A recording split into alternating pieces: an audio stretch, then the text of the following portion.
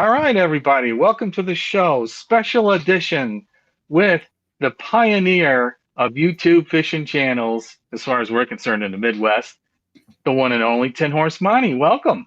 Hey, thanks for letting me jump on here, man. It's good. It's always cool to do these as a guest because although I haven't been doing live streams on my channel for about a month and a half or so because my work schedule has been chaotic. There's days when I go into work and I'm working till 7:30 or 8 o'clock, so I really don't know. And I had to cancel for a couple guests right there towards a month and a half ago, and I got tired of canceling. I was like, let's just wait until we get things a little bit smoother. But it's nice to come on somebody else's program and be on the other side of the camera. So thanks for letting me jump on here with you. I appreciate it. Hey, no problem. I was thinking that. I'm like, how often are you on the other side, right?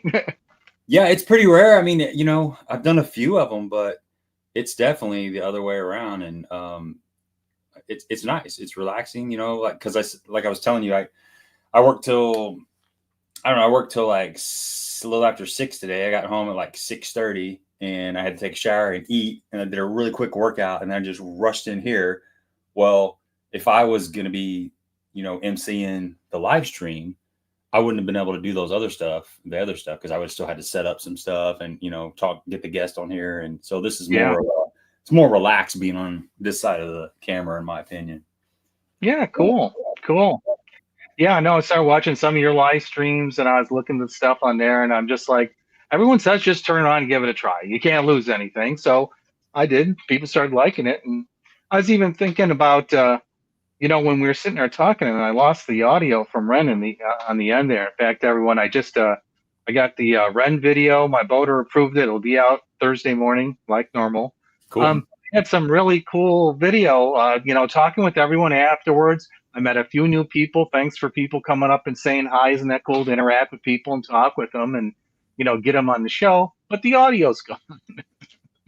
It had, like we were saying, we were talking backstage. It's happened to me a bunch of times, and unfortunately, it has a tendency to happen in circumstances where you really want the audio. I mean, you always want to have the option to have the audio, but a lot of times you're having a good day out on the water and you've captured a pretty good moment, and you get home and you're missing a lot of the audio, and you have to do a voiceover, or you have to put some music behind it, or you just have to scrap it all together. But there's a lot, like in the tournament videos, there's a lot of good conversations that happen out on the water between the two people that are in the boat together. That's one of the things that I enjoy the most about, and I've said it in videos many times, and I'm serious about it. It's one of the best things about fishing tournaments is the camaraderie in the boat, the conversations that you have and the chemistry, and you're literally spending, for those of you that are watching this that don't fish tournaments, you're spending in a draw format 8 hours or so with somebody that you probably have never met. You probably talked to them on the phone for maybe 5 minutes the night before, and you're literally jumping in the boat with somebody that you don't know. And it's kind of exciting. Sometimes it goes better than other times. Sometimes you really jive and you have fun time. And there's other times where it's a little stiff and it's just maybe your personalities don't mesh. But there's something to be learned in all those scenarios. Things may not be going the way you want. So you may not be the most friendly person in the boat. You may be really focused and trying to make things happen, and maybe you're not going to the spots that you think you should be going. It's just, there's a lot of things that go on in your head.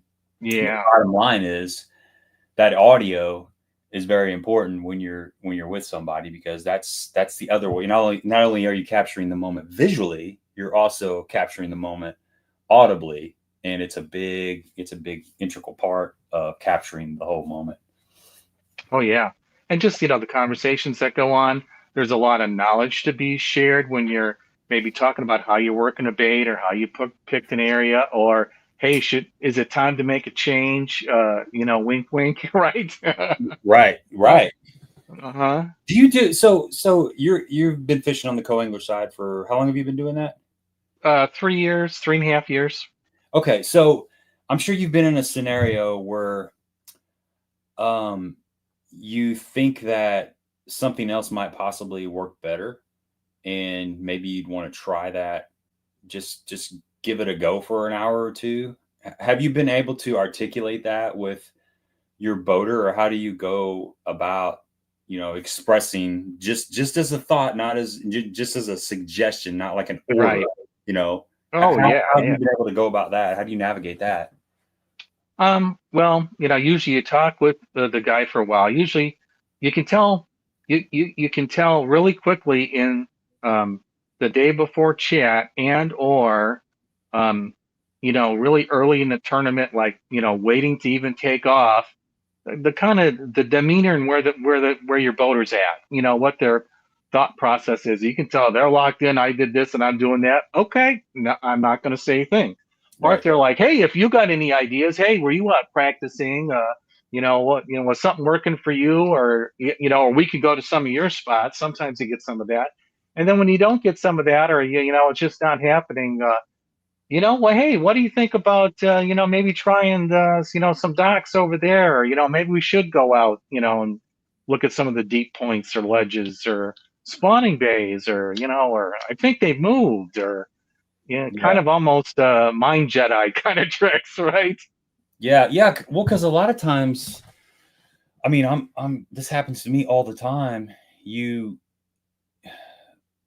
This is probably not the right thing to do, but maybe in a tournament format it is. But you go to the lake. Let's just say we're going fishing. It's Saturday morning or Sunday morning. We hook up the boat. We're going to the lake. On the drive to the lake, or maybe the night before we hook that boat up. Most of us have an ideal of what we think is going to be happening. It's Hmm. overcast. The wind is blowing. We could probably get a bite on a chatterbait or a spinnerbait, or maybe a topwater bait. Yeah. And we're already assuming that based on the conditions that we're driving into, that's going to be it's going to be a scenario that could play. So we get to the lake and we try that for a while, and we try that, and maybe we're really trying to force it. Maybe it's not. We're thinking it's not the bait. It's just we're in the wrong area. So we keep trying different areas, different locations, moving and moving. Well, next thing you know, 4 hours has gone by, 5 hours has Yeah. gone by. Yeah. You can get spun out. Now you add a tournament situation where you're up against the clock. You can really get spun out, especially if you caught them on said moving baits the day before in practice, and it's not working. And you're like, I just knew that by 10 o'clock, I was going to have 15 pounds in the boat, and I've only caught like 250. Yeah. So Uh-huh. your mind Yeah. as somebody in the front, the captain of the ship, you can get spun out really quick. So sometimes I think it's, as the other person in the boat, just throwing out a suggestion, and maybe that person doesn't Yeah. bite on it right away, but maybe it gets them thinking a little bit different. Right. And I think that's something that I usually just go along for the ride. I mean, to be honest with you, it is what it is. I try to do my Yeah, me too. Yeah. scenario, but there has been times where just a little subtle suggestion has made things turn for the better, because somebody can be so tunnel vision focused on something that's supposed to be happening. Because one of the hardest things to do is put down something that you have so much confidence in and that you've been catching fish on it. But it's changed. They're not biting that anymore for whatever reason. But you got so much confidence built up in it that you're just one more cast away. You're one more cast away, one more cast away, and next thing you know, your 8 hours is up, and you got to put the boat back on the trailer. So that's Oh kind of why I yeah. asked that question, because it's something that we as co-anglers we run into that quite often, and there's a fine line, because you're just along for the ride, but you also sometimes your input can be valuable and can actually help that person pivot off of something that's not working and go towards something that may be working, just to try something different. Yeah, I think of about three different things in that conversation. Um, the first one is I found at least 90% of boaters are very open for discussing things like that, and even a lot of them will almost solicit it. Um, The second thing is I've noticed in tournaments, and I notice it, and I'm sure you notice this too. You go out to do a video. I went out to do a video last week in Shelbyville. I'm like, hey, I've never really done much with a nickel rig. I'm gonna go do it. I do it for like 2.5 hours, and I'm like, I only got 2.5 hours left. This ain't working. I got to do something different. And then I found something that whacked them because I'm like, wait a second. I came out here with something in my mind. The conditions are a little bit different. The lake's a little bit different. I should have fished the conditions. You got to let the fish tell you what they want. Happens in the tournament stuff all the time. You talk with people, you even practice yourself.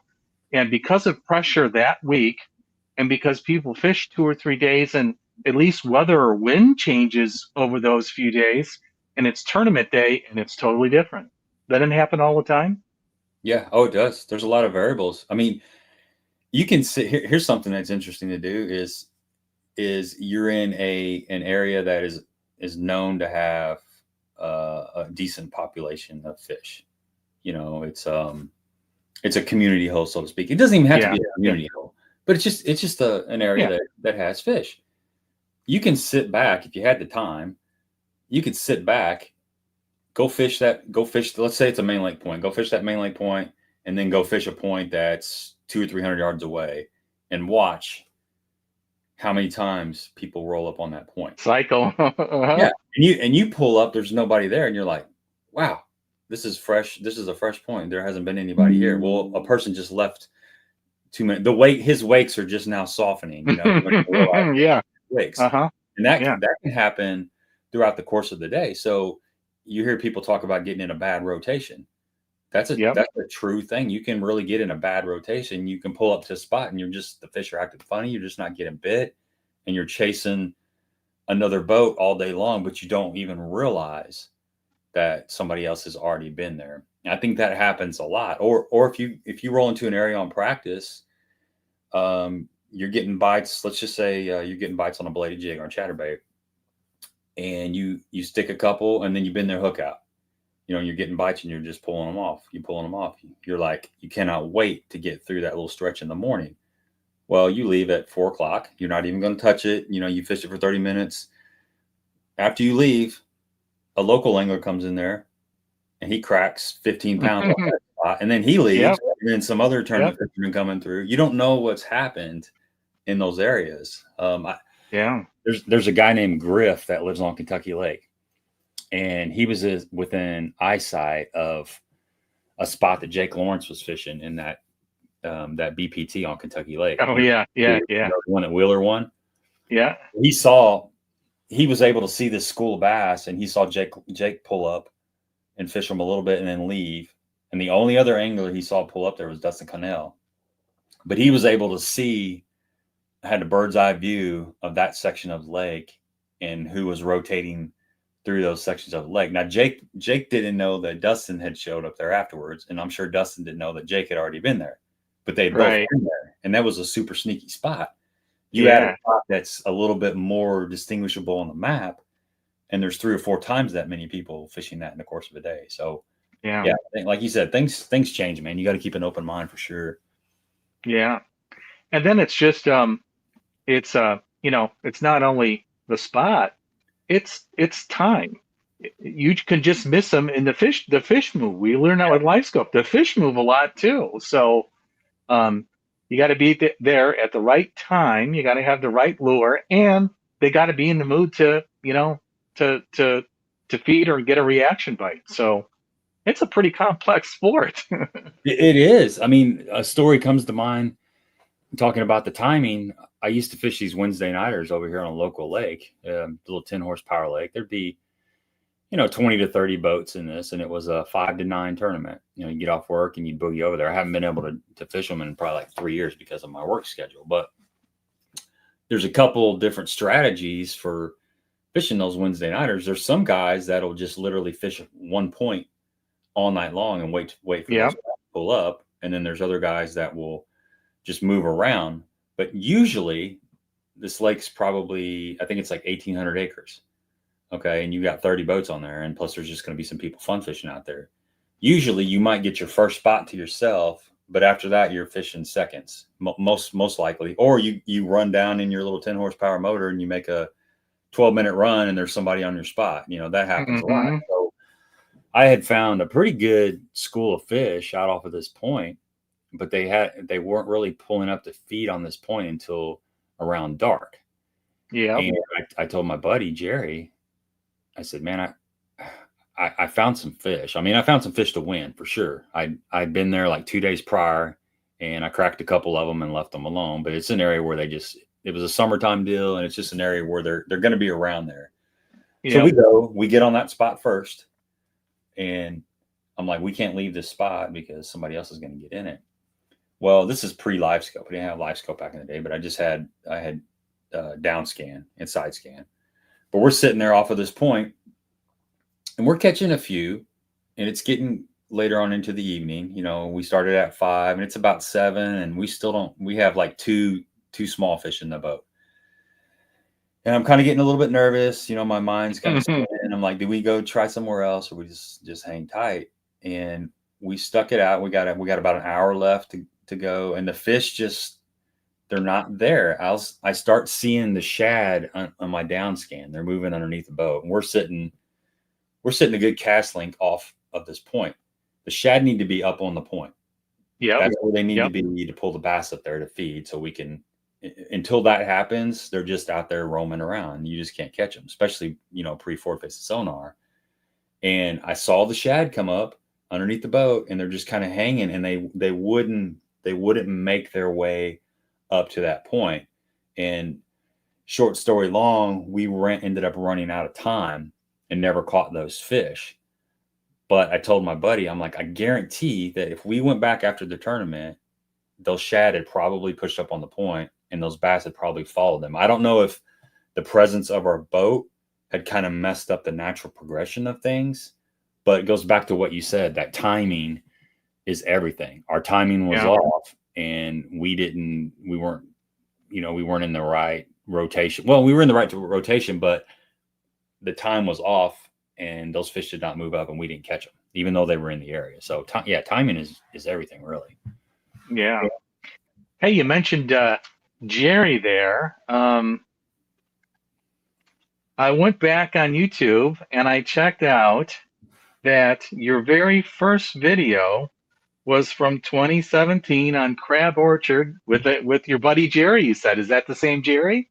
That's my buddy Jerry. Yeah, that's my team partner. Yes, sir. Yeah. We fished a lot of team derbies together. Really good dude. He lives not too far down the street from me, and we don't fish as much as we used to, but we're still 20. He's one of those guys where we may not talk for 6 months, but as soon as you call him, we just pick right back up where we stopped. Right.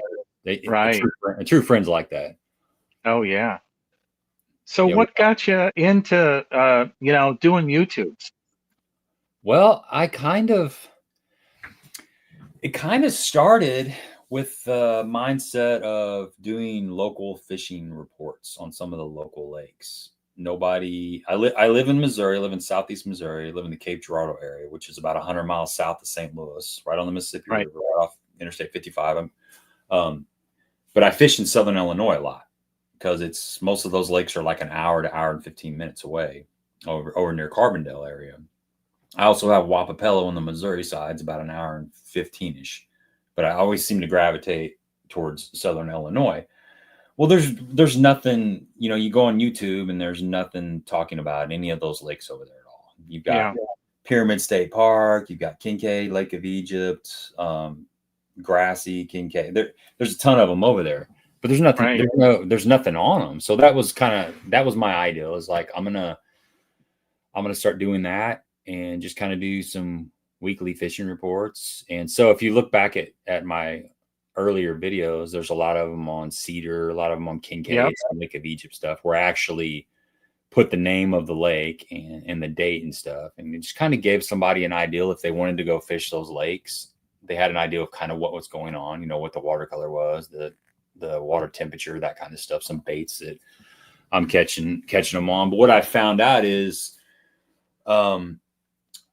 you can start upsetting the locals when you show a lot of those smaller lakes they start getting some eyeballs on the lakes. And whether this happens or not, I mean, I know it happens a little bit. I'm not saying you can like blow the lake up and all of a sudden it's going to get flooded with people, but it's attracting a few more people. So if you've noticed in the last couple years, I'm still fishing a lot of those same lakes, but the title is not going to say anything about what lake I'm on. And that's strictly out of respect for the local anglers. I'm not going to stop fishing those lakes. I'm not going to stop shooting content on those lakes, but I'm not going to like name the name of the lake just out of respect for the locals and stuff. And, there's also a danger in that because you're exposing a lot of your spots too. So, it's a little tricky. Like you're small. It's not like if you got like a Kentucky lake, that's a really big lake, and you can be fishing a ledge out in the middle of nowhere, and it's kind of hard to tell where you're at. But if you're fishing an 1,800 acre lake that's only got 23 points on the whole lake, you can tell a little bit more. So a lot of the stuff that was on my channels, I've kind of ruined them. But at the same time, those fish will come back in several years. It seems like you may put fish, those areas might get fished pretty hard, and then it gets rougher and rougher. But then people will leave them alone because they're not catching fish anymore. And then they've had fish for a reason, because it's got all the ingredients that attract fish, and eventually find their way back. Sometimes they just leave and they never come back. I've got some post spawn points that, man, they used to be fire like 5 years ago, and I have not caught a fish on them in like 4 years. I don't know why, but they're just not there. But yeah, so I kind of went on a tangent. I do that. I go down little rabbit holes. Yeah, that's just how my mind works. But originally I started it as just for fishing reports and just to help other people that wanted to go on those lakes and they'd have an idea of what to look for. But yeah, that's basically it. Yeah, it's funny. I got out of the blue. I was just doing. I fished a lot with my dad on Lake Michigan. I grew up right in the Chicago, Lake Michigan area, and then went off to school and everything. Actually, I went to a school in Carbondale. So, actually, I caught my first largemouth bass in Thompson Lake on campus in Carbondale. I'm just walking by and I see a dude fishing there. I'm like, "Hey, what are you doing?" He's like, "I'm bass fishing." I'm like, "Oh, I've done a lot of salmon and trout fishing. What's in this lake?" And about 5 minutes later, he pulls out like a 2.5 pounder. I'm like, "Dude, that's okay. I got to do that." And he just had a shaky head, and he had the old plum and black 10-inch power worm. So I went to Walmart and started fishing again. Yeah. But the point you made about the points is, I noticed I got a place on a small lake, and everyone knows where it is because it's out. And the same thing, I didn't want to out it because it's kind of a small little 200-acre lake in central Illinois. And I made some videos, didn't say what it was, but people out you on it. They're like, "Hey, that's like so and so." All right. But even on the good spots, I notice the spots seem to rotate. 2 or 3 years this will be hot, and then it'll be off. 2 or 3 years over here it'll be hot. It seems to always change a little bit, except for your obvious main lake points, secondary points, dots. Other than that stuff, you know what I mean? It's kind of weird. I do. 100%. I mentioned that one post spawn point that used to load up really good. I mean, we've did really good in a couple tournaments off of that point, and they're not there anymore. You might catch one occasionally, but they don't gravitate to it. And there's a couple other places that are like that, and they're just like deep banks with some rock on them. Places that, I mean, it's a small lake that everything's going to get fished a little bit, but for whatever reason, it used to be a place where you could, everybody's got those spots where if you just want to catch a fish, if you're kind of struggling, you can't. Yeah. Like, I just want to catch a dang fish. I don't care if it's 12 inches. Those kind of spots.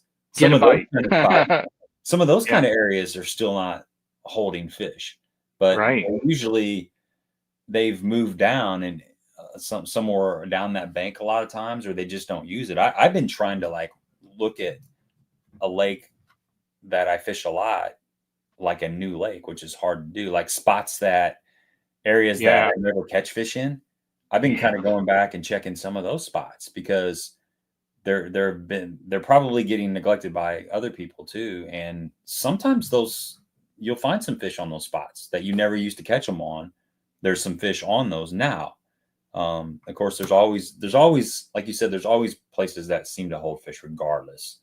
They might only have 12 inches someday, and then sometimes they might have a 4 or 5 pounder sitting on them. You just never know, but you can usually catch fish. I think fish are getting smarter. I was going to do a video about this, and I like, oh yeah, I'd like to get your feedback on this, because we are taught, back in the day, people caught fish for food. My grandma always thinks I'm crazy. She still thinks I'm crazy for this day. She goes, "You spend all that money, drive all those miles, and you catch them and throw them back. What is that? Makes no sense to me."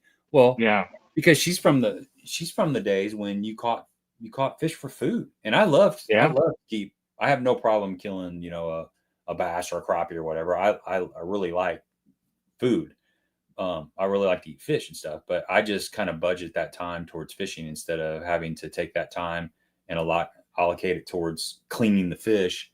I'd rather just fish through that, and it's a mess. But anyway, I think back in the day, we used to take those fish out of the environment. We'd take them out of the lakes, and now we're throwing them back. We're catching them, we're educating them, and we're throwing them back. We're catching them, educating them, and throwing them back. And there's been studies that show, I can't remember who did this study, and it's been a while ago, but I need to look it up. I need to revisit it. But they had basically like 3 farm ponds, and they had 3 controlled scenarios of bass. Have you heard this one? Isn't that interesting? Yeah. So it just shows you that some of those traits can be passed on genetically. Like when you release a fish and he gets caught a couple times, when his or her offspring, they can pass that genetic knowledge to their offspring without that offspring actually having to experience the pain or the uncomfortability of a hook going through them, or the fight, or whatever it is that fish feel. They get that learned experience, that learned behavior passed on by their parents.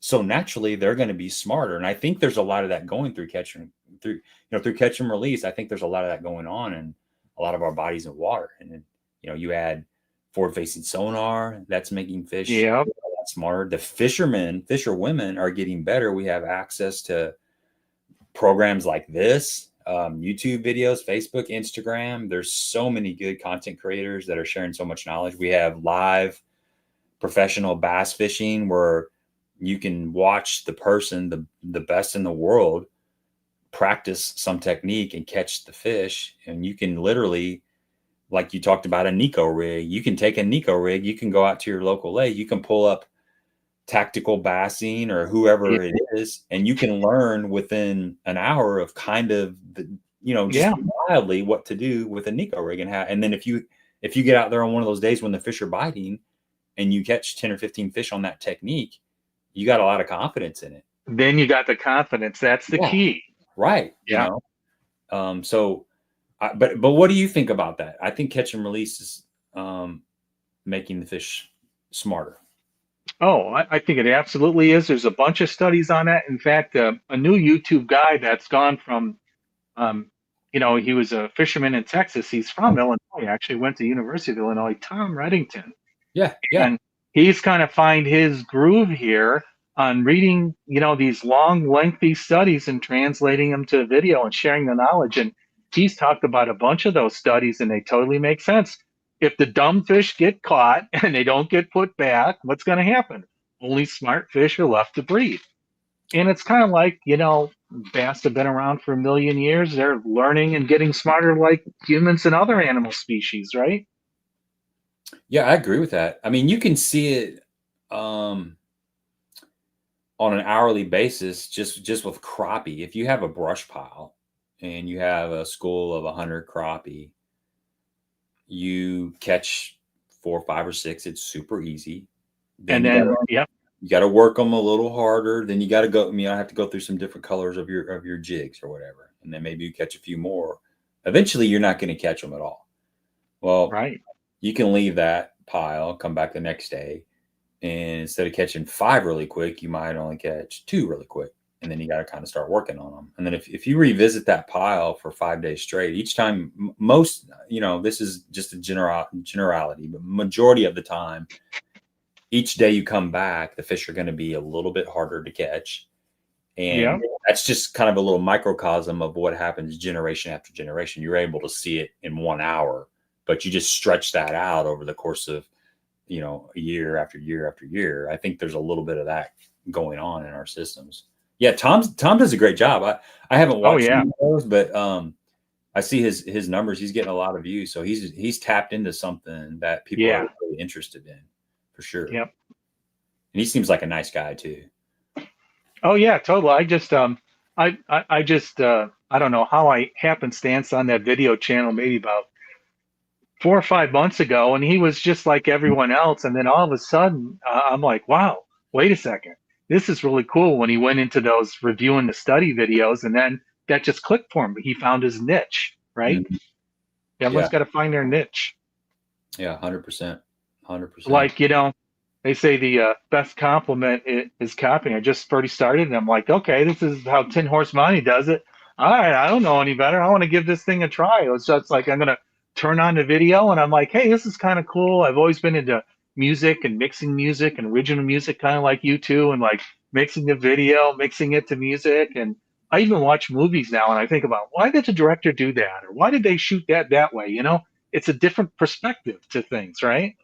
Yeah, when you watch a commercial, like if you just watch a commercial on channel 12 or CBS or whatever it is, how fast they're changing scenes. Yeah, Moving so fast. I mean, it's like every half a second, some of them are, they're just, and you think about, you know, this as well as I do, you think about having to put that video together, like a 30-second commercial may have, let's just say they have 75 different scene changes. Yeah. Well, there's a person that's going out and shooting all those different scenarios, or they've gathered it from their pool of resources. Archive or yeah. Right. But I call them chop clips. I don't know what they call them, but we're really fast. Yeah. But just like you're talking about, you start noticing as you do editing on a YouTube channel, you start noticing that kind of stuff. And there's some psychology in it. You know, you watch some videos where the guy's talking and they're close and then they're back. Yeah. Close. That re-triggers the brain. So you're kind of starting to not get interested. Boom, it moves and you're like, oh, what happened? And then you're like, and then it moves again. There's maybe people watching at home don't understand that, but there's a lot of strategy and psychology in the human mind that that stuff's it's triggering you. It's keeping you awake. You know, that's the words coming up on the screen, like the Instagram videos that are moving really fast, and all these words are coming up. It's everything's moving really fast. That's stimulating your mind. It's keeping you watching, and it's, you know, if it hooks you, if you get a dopamine rush off of it, you're probably, next thing you know, you're 2 hours into watching that person's channel, and that's part of it. You know, so it's interesting. YouTube's very, very interesting. I've tried some of that stuff, but right now I'm just like at the point where I'm definitely not going to try to clickbait you to death. I'm not going to rain rocket you to death where I'm trying to piss you off and make you hate this and hate that and getting political. I stay away from that. There's me too. I just you know, I try to go out and learn some stuff and teach it to the people that will take the time out of their day. You know, there's so many channels out there for somebody to actually click on my channel or your channel and spend some time.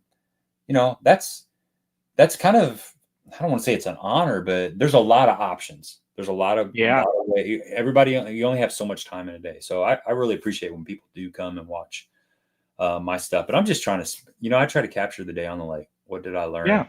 And try to convey it, and hopefully I throw a little bit of something in there and somebody can learn something, because I don't know. I mean, I know enough to catch a fish every now and then, you know. I try you know more than that.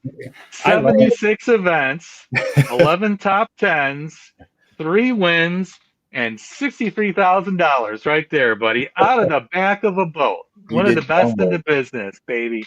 You did your homework. And I tell you what, and as far as you know, YouTube goes, with 12,000 subscribers, that, you know, that is significant. You I'm not sure, how you hit your bubble and everything, but definitely in the last couple of years, a lot of sponsorships, a lot of, Yeah. working with your partners and everything on the education part.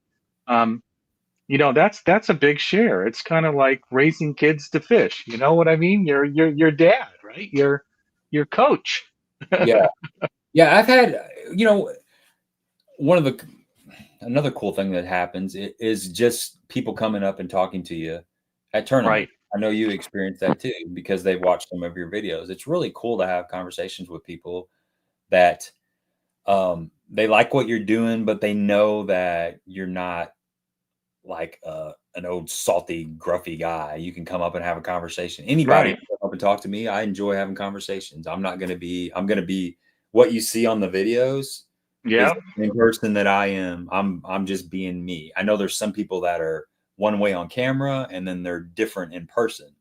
But I really enjoy having the conversations, and I've had several people say that they got involved in like the BFLs from watching some of my, content, especially some co-anglers. I've had several co-anglers that have, started fishing the BFLs on the co-angler side and also started doing, shooting content, shooting videos and stuff. Yeah. So Yeah. yeah, it is pretty interesting how it's kind of just ever evolving and just growing organically, so to speak. Oh yeah. I mean, just you know, music's gone from albums to CDs to singles to stream. You Right. know, I remember when uh, Google bought YouTube. I forgot what year it was. $2 billion. I laughed so hard. I said, "What? What? That is absolutely the most insane, stupid business idea I've ever heard of." Well, I had to eat my words a thousand times on that one because it's really one of the biggest media powerhouses out there right now. Yeah, you could. I use it Even all the time. You want to yeah, change the fuel filter in your outboard motor, sharpen the blades on your lawnmower. What it don't matter what it is. You pick a topic. There's yep, somebody that's done the video. Some of them are better than others, but right. usually you can watch 5 of them and find out what you need to get done. Fix my dishwasher, right? Yeah, yeah. It's just Yeah, anything, I mean, yeah. build a birdhouse. The best way to plant a garden. It's all over the place. I love it. There's so much out there on YouTube, and I enjoy it's a lot of work, but it's worth it. When you hear when people come up and say, "Hey, I appreciate your channel," um, it makes it all worth it. Oh, totally, totally. The So first few guys they had come up, I recognize one of several them people on here. Uh-oh. It's my is show a new now. Oh, it's co my angler. show now. I'm gonna have to go with it. Hello. Oh yeah. In fact, I got a funny one here. Here, let's take this comment here. Hey, Gabe, who's your guest tonight? You got it backwards, Tom. I'm the guest. I'm the guest. That's funny. uh, That's funny. oh, I stream on Tuesdays, and we're gonna get it. We're gonna get it going again. Probably in the next couple weeks, we'll fire it up. I needed a break, man. I've been doing the live streams for several years, and it's always something. As soon as the show's over, I'm always working on getting another guest and trying to do 2 videos a week. Tuesday nights are taken up with the live stream, so that's one less night to do the editing. And then it's summertime. There's a lot of people that have outside activities, and people are busy. So I thought, well, I'll just take a little hiatus, and we'll get the train back on the track here before too long. well, yeah. I was watching your live streams, and I'm like, I got to pick a different night and do mine. And I was so busy with, home, work, life. I'm trying to get out one video a week, and I can't do it and find the time. I didn't even know you stopped videoing. You or what? I would have asked you to come on the week after for the review, and we'll get to Run Lake here soon. But yeah, it's more work and editing than people think, and you know, certainly to have better videos, you gotta plan a little bit more. And same thing with the live stream, you've got to get guests. You gotta have some topics to throw around and everything. So you gotta have a passion for it, or you're not gonna do it, right? No, it's nonstop. You nailed it. I think that's the reason why most people, you see a lot of people will start a YouTube channel and it only lasts for a couple months. I've had Right. several boaters. I've had several people that I fish with. They'll even have GoPros still mounted on their boat. They've got a whole drawer full of Mhm. SD cards with all kinds of footage, hours and hours of footage. But once they realized how time intensive it is Yep. editing, they're like, I don't have time for all this. It's like Yep. just a 20-minute video. It takes about 6 hours to edit. If once you pull all the stuff off of the cards and get it all set up and do your thumbnails and all that, it's about a 6 hour process. And that's a lot of time. I mean, it really is a lot of time. We got a Yeah, bunch it of is. questions on here about Ren I'm seeing popping up. Well, yeah, we're gonna get to Ren. I'm working my way up to the future. Starting kind of from the past here. Um, um, so we talked about YouTube a little bit. The next thing is I see your first tournament was an LBL in 2014 here. So I even went back and took a look. It was FLW still. I forgot that. I think it was 2019 when MLF merged and bought the tour out. So they had the FLW Blue Tent here. How'd you get turned on to, actual tournament fishing here?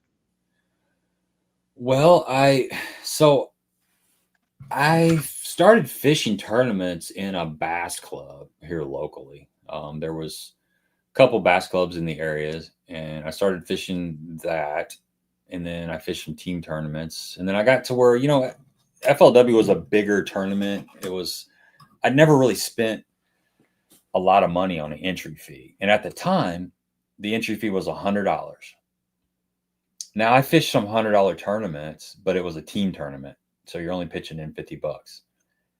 I thought, man, that's a lot of money. It's Yeah. $100, and then you got to pay your annual membership, which I think at the time was probably $50 or something. But Jonathan JB, the guy that does the live streams with me, we kind of started talking about it, and I think he jumped in there on 2014 with me. If not 2014, it was Yeah, he was on the video. You were picking Okay. him up and heading out to the lake. Okay, right. So we both decided let's just do it. Let's go do it. Let's jump in. Kentucky Lake's 2 hours from our house. It's not like we're driving to Gunnersville or anything crazy. Let's just do it. And we kind of started doing that, and I did it for several years consistently, and then FLW started raising their entry fees. It started out at like 100, then it went to like 110, then went to 135, and then at one point I think it was almost $150 for a co-angler, and that would have been probably 2018 or 2017. So I didn't fish it for a whole year, and then there was a couple years where I just fished a couple tournaments, and then Major League Fishing bought FLW out, and the entry fees went back down to I think $100 for the co-angler, $200 for the boater. So I kind of got back in it again. I can do that. I'm not paying 150, but I'll Yeah. I'll pay 100 or 110, and I just started doing that, and it's a great way to learn the lakes. Kentucky Lake I'd fished Kentucky Lake in the past, but it was fun just to get in a boat with somebody and see how they attack that body of water. And then, the more times you go out there, you realize a lot of the guys fish a lot of the same spots. I fished a lot of the same areas a bunch of different times, but every once in a while, somebody will make a really long run to somewhere you haven't been, and the whole day you're fishing stuff that you never fished before, or they'll approach an area slightly different, maybe Yep. with the different bait, or I don't know. It's that's kind of how it all started. Just basically, Jonathan and I got together and we decided let's go try this, and we just kind of kept on doing it. It's been fun. And the rest is history, right? Right. It's still being made, hopefully. Yep. Yep. Yep. Yeah, it's pretty cool actually. Just to chime in, I had fished my lake. I got down there in 2014. I was seriously hooked into it, big time. I mean, I just fished. I could nail them on that lake. Went over to Shelbyville a few times, did pretty good. Actually, in 2022, I'm like, hey, there's this MLF thing. I'm going to give it a try. I did boater for the first two tournaments, got my butt kicked. Talked to a couple of co-anglers, and they're like, oh, I'm like, oh, this is the way to do it. That's what I should have done. You know, you learn so much as a co-angler. It's unbelievable. Every year I've gone, oh, I'm going to go to Boater next year. It's like, you know, wait a second. I learned a bunch more this year. I'm better than I was last year. I don't know if, you know, I could go do it, but there's so much more to learn. So yeah, I'm on the tweener too. And I even heard you say in the last video, you almost seemed a little, maybe a little tear in the eye when you said that might be my last co-angle adventure here on Kentucky Lake here, because you got that fancy new boat from the All American, and you know you got the talent to do it. I don't know why you wouldn't do it. So are you thinking about that more? Or? Yeah, I am. Um, so there's a couple pros and cons with it, and we'll just kind of lay it all out there for the folks at home. The pros are obviously you get to make your own decisions if you move from the back of the boat to the front of the boat. You're getting better casting angles. You're getting the first cast at the fish, which a lot of times that's a big deal. I don't want to put a percentage on it, but it's a It's high huge. percentage of the time that fish is going to bite whichever bait goes by it first, especially when you're Yep. doing like a crankbait deal or a chatterbait deal or whatever, or you're flipping a piece of wood. Whoever's in the front of the boat's got a significantly better chance of catching that fish. So that's an advantage that you get being a boater, making your own decisions, guiding your own fate, so to speak. But you know, the downside of it is it's more expensive. Obviously, your entry fees are twice as much. You've got more fuel. You're going to have to take off a little more time from work to prepare yourself. Practice time. You got to pre-fish. You know, as a co-angler, Yeah. you can. I like a day on the water as a co-angler, but you can legitimately drive down in the morning and jump in the boat and go fishing. You really don't have to pre-fish. Now you can't do that on the boater side. But as far as you know, there's a little bit of fear, you know, of the uncertainty. It's a lot more responsibility. You know, you're in charge of making those decisions. You have to keep your mind in the game. There's more responsibility of just things in that nature. And I'm not really scared to go over to the boater side, because I know I see plenty of really good fishermen that don't always catch them. It's not that they don't have the talent. It's just that's the nature of fishing. There's guys that can catch them consistently, but so I know that, you know, when I do make that jump, that I'm going to have to, you know, I'm going to get my butt kicked a fair share of time, because that's not a local lake. That's a lake that, you know, I don't fish it a whole lot. So there's still a lot to learn, and I'm going to have to put in my time and drive 2 hours pulling my boat and put in the time to where I can get consistent. But, you know, one of the things that I really will miss if I do make that jump is the content creation aspect of it, because it's a lot different when you're not making the decisions. You can, if I want to pick up my handheld camera and do a midday report or interview the boater and talk about what he's thinking, what's the plan for the day, as a co-angler, I can just do that. As a boater, it's a little, you can still do it, but you are responsible for making decisions, and it's going to be a little bit more tense in the front of the boat. But I think as far as creating a video, I'm able to take the time and film my boater while he's reeling in a fish with my chest cam. You know, there's just a lot more leniency, and I think you can produce a better content as a co-angler. But you can still do it from the front of the boat. It's just going to be a little bit different. And then I feel a pressure. I like people to catch fish when I'm fishing with them. And so I'll be someone who will really want my co-angler to be catching some fish. So that can lead you to not making some of the best decisions in your interest, so to speak. You might stay in an area that's got a school of 2-pounders, even though you're going to have 10 pounds and it's going to take 18 pounds to cash a check. Well, yeah. The guy in the back of the boat, 10 pounds is going to get him a top 10, and you might stay there. You're having fun. He's having fun. You get caught up in the moment. And I never give that up, but that could hurt me, you know, in the long run, as far as performing better out of the front of the boat. Ego, I ain't got no ego. I'm a letter carrier. I'm not going to jump into the Bassmaster Opens or the MLF Invitationals. I'm not trying to make a career out of this. You know, yeah, I have a YouTube channel and people could see me suck it up, you know, but that's life. You know, that's reality. It's going to happen. So I think I'm okay on that side of things, but I would be sacrificing the content somewhat. And then there's that. It is nice to just sit back there and fish, you know, especially when it's windy and you're fishing docks. You don't get the best angles. I mean, you're not going to be able to like skip your jig with the sidearm cast because you got the whole front of the boat open. You got weird angles to skip from. You know, something I've learned to do is when I'm fishing out of the front of the boat, you know, I'll skip a jig under a dock from the side, you know, because you've got this room. But out of the back of the boat, I've learned to kind of pitch skip because you can't go across the center of the boat. You're going to hit a windshield or you're going to blow your reel. And the other way, backhand, a lot of times you got power poles behind you. You're going to hit something. So you learn how to pitch skip. So you get weird angles, but you also can relax. You know, your boater's the one that is fighting the wind and fighting all the angles and stuff. And you just sit back there and do your thing, you know. Sometimes he's moving faster than you want.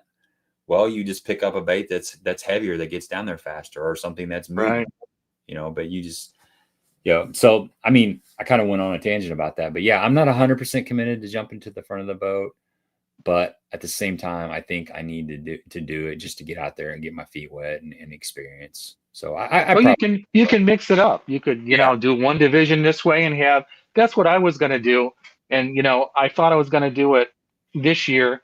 I was going to fish the Illini in Coangle in Kentucky Lake to learn more about Kentucky Lake because it's bigger and farther away, exactly what you said. But I know these local lakes in Illinois, and I'm just like, I wouldn't have to do a lot of practice because I fished them a lot, even though they're not that good, but, you know, they're okay. But then I'm like, I had a couple boaters tell me, oh, hey, you know, the next thing you got to do, you know, go do the Toyota series, you know, all these guys, you'll learn so much more. And I'm like, okay, I'll do that this year. You know what? They're the same as the BFL guys. I mean, I drew Drew Gill, the first one, and I was like nearly fainted when I got the text. I'm like, maybe there's a different guy named Drew Gill, but but that one was kind of a bummer. You know, I saw you, it was 37 degrees. It was ice out on Lake of the Ozarks. You're sitting there with a pickaxe going through the ice going, oh boy, this is going to be a good one, huh? Yeah, that was miserable, man. That was a tough tournament. I zeroed both of those days, and I think I might have had one bite on day one, and I'm not even sure that it was a bite. You know, my boater was in first place at the end of the day. He was throwing an I know. I saw that. Yeah. I thought if I just throw an A-rig 797 times, I'm going to catch one fish, and it didn't happen. The next day, I threw a Ned rig most of the time, and I ended up catching 3 or 4 fish, and I was on cloud 9 just to get a bite because that's how tough it was. Turns out I probably should have just thrown a Ned rig the whole time because I think most of the fish, you know, a lot of people caught their fish doing that, and there wasn't a lot of fish caught, but of those that caught fish, a lot of them caught them on like a Ned rig. But yeah, it was brutal. I caught a little 12-incher the first day, and it was on the Tin Horse Monty tip, and I said it on my channel.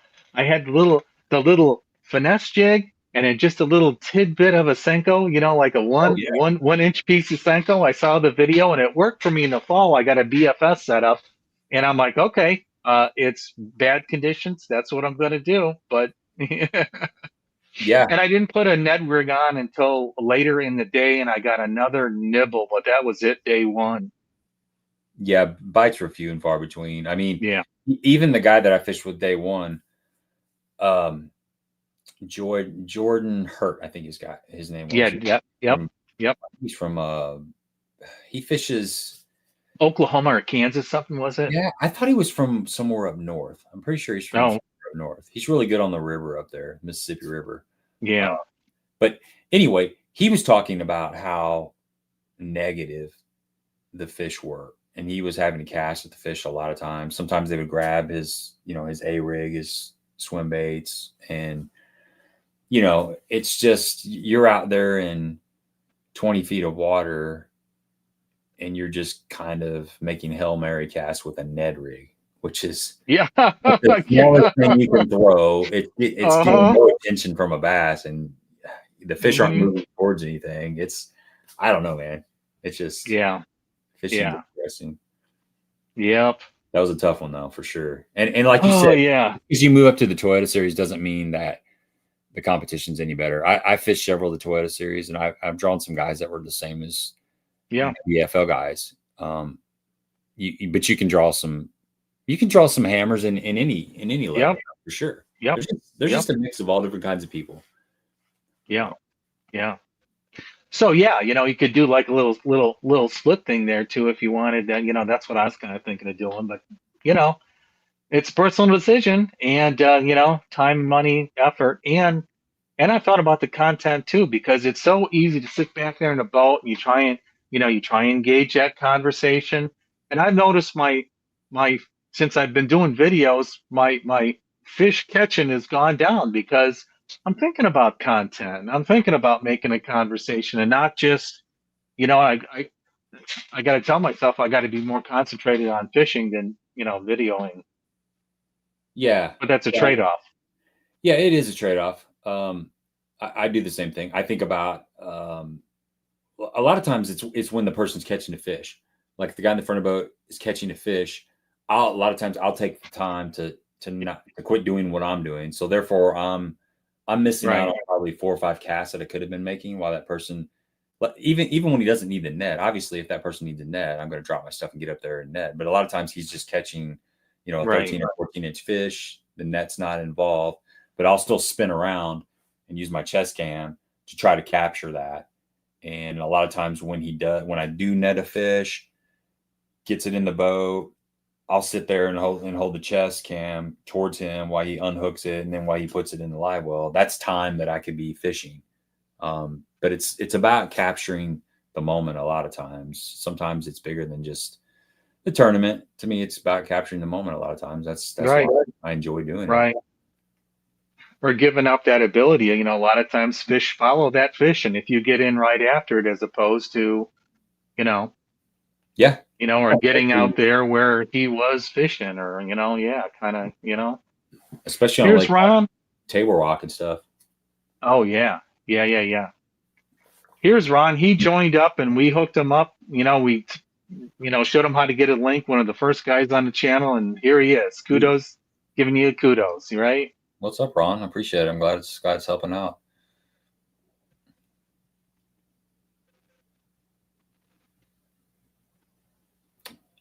What cameras, GoPro, do you recommend starting out? I've heard good and bad reviews on GoPros. I can just give you my feedback on that. I started out with the Hero Black 5s years ago, and they were actually a pretty bulletproof camera. I mean, they handled the elements well. One of the things that you'll find out with GoPros or any cameras, they don't handle heat well. Yep. They don't handle cold well. Heat is harder on them than cold. The way I have them hooked up, I have external power supply going to them. So usually the cold is not an issue. The cold becomes an issue when you've got battery powered sources. The cold can zap the battery power out of your cameras. But if you use an external power supply, the cold's not going to be a problem, but the heat is. So that's something that the Hero 5 was really good at going through. I could put it out in the middle of nowhere in a desert, and it seemed like it just kept going. It was just a workhorse, but the audio was horrible on it. Even getting the external mic, the way the camera processed the audio, you never really got good audio out of it. Then I went to a 7. The 7 is still, I actually have all my editing stuff right here, but the 7 is what I use back on my PoCam. So if you guys are watching any of my videos, I'll have behind me on the boat, I have this guy right here, which is a 7, and it'll be on a YOLOtech stick. So that's what you're seeing. Anytime you see that full view, just for reference of what it looks like visually. That's a 7, which is an old camera, and it does get hot. I have the battery out of it, and it's just getting the external power supply off of that Yolotech power stick, but it still shuts down. It's really bad. It's super annoying lately when it gets like mid 80s and there's not hardly any wind and full sunshine. It's kind of 50-50 whether it runs, but once it gets in the 90s, it's going to be shutting off. It's just, one thing I did get that's helping a lot, and you might want to get this too, is I got this little umbrella, and I've never heard of that. It's a little baby umbrella. It's probably like 6 inches wide. And just a heat shield, the UV shield. And it slides right here in this little groove. And the case has that little groove. It's got the little dial, and it just slides in there, and it's a little umbrella that sticks up. It works great when the sun is overhead. Right. It doesn't have a pivot point. So when the sun's kind of low, it still will shut off. But once that sun gets above, that umbrella really, it shields it. So that's something that I found that works. And then my handheld camera, which I do a lot of my, just midday reports or whatever, is an 8. I've got it right here. And then my chesty is an 11. And I just bought I haven't even used it yet, but they came out with the newer GoPro is, I think it's a 13 maybe. Yeah, 13 is the newest one. Yeah, so I got this guy right here. It's 13. So it comes in a white. And they ran a sale on these, was like $100 off. And it came with a white frame. So I thought, well, that's gonna be better. But I haven't used it yet. A lot of times I'm one of those people that like buy something and I just sit on it for a long time because my other stuff is still working. And my mom's got like spatulas from like the 70s. She just keeps on using it, man. It just keeps on going. But I do have that camera, and I'm gonna start using it eventually. But so that's kind of what I've been using over the course of my YouTube career. And another thing that's super important, real quick, is an external microphone. I always use, I started doing the microphone a couple years ago, but you can buy like this Rode, I think it's called a Rode to Go, has been a really good microphone. It's about $79, which, that's a little bit of money, but it's just a little lapel mic. It's got this little clip on it, and it makes your audio so much better. It eliminates all the wind noise that you get, because that's a problem I used to have, is like I'd have a really good day and I'd get home and there's a lot of wind noise. So I'm having to do you have to edit you got to pull some parts of it down, as far as audio wise, and then some parts you got to kick it up a little bit. Well, if you've got an external microphone, you eliminate almost all that. So it's worth the investment. You just get a lot cleaner audio. I saw that, and Rode is, they're a quality, like really like studio equipment type of a mic. I got the little media mod thing with that directional. It was pretty good. I did have the audio cutout problem with it, and I did think about those mics. And also you can get like the Bluetooth mic, because a lot of times you can't hear the boater when you have a good conversation going on. But how often is he going to want to wear a mic or lose it? And they're not cheap; they're expensive, right? So that's part of it. I got that too. I actually bought the 2 mic system too, and I just haven't used it yet. I didn't know I was running the DJI. Yeah, that's what my buddy Jonathan, when he was going to do a YouTube channel, and he did a few videos, but he bought the DJI and he said he liked them. So when I was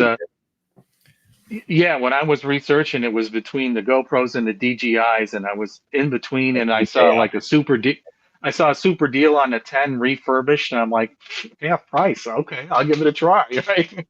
Yeah, I think they're both good. It's just whatever you kind of get used to. And I think I said DG, but DJI is a little more inexpensive. I think they're a little bit more economically friendly, I do believe. GoPros and their ratings are just as good too. Yeah, it seems like their quality is just as good too.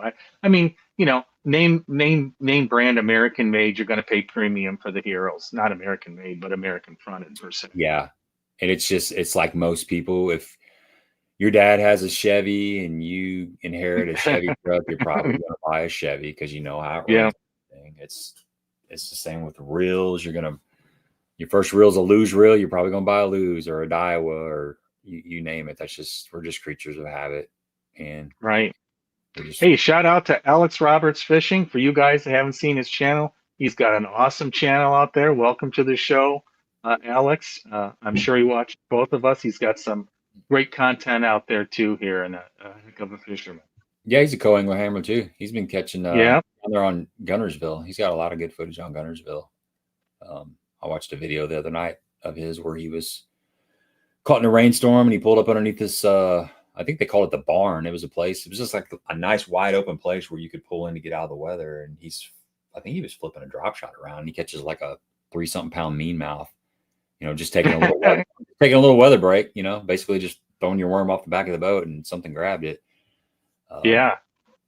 Yeah, I see Alex, he gets that other angle on himself by just putting a little tripod up on the front deck pointing back at him like he's got the power pack in his backpack. And I'm like, oh, I keep meaning to try that. It's kind of a cool idea for mixing. I know you mix the two cameras on your boat when you've got your yellow stick on the back and everything.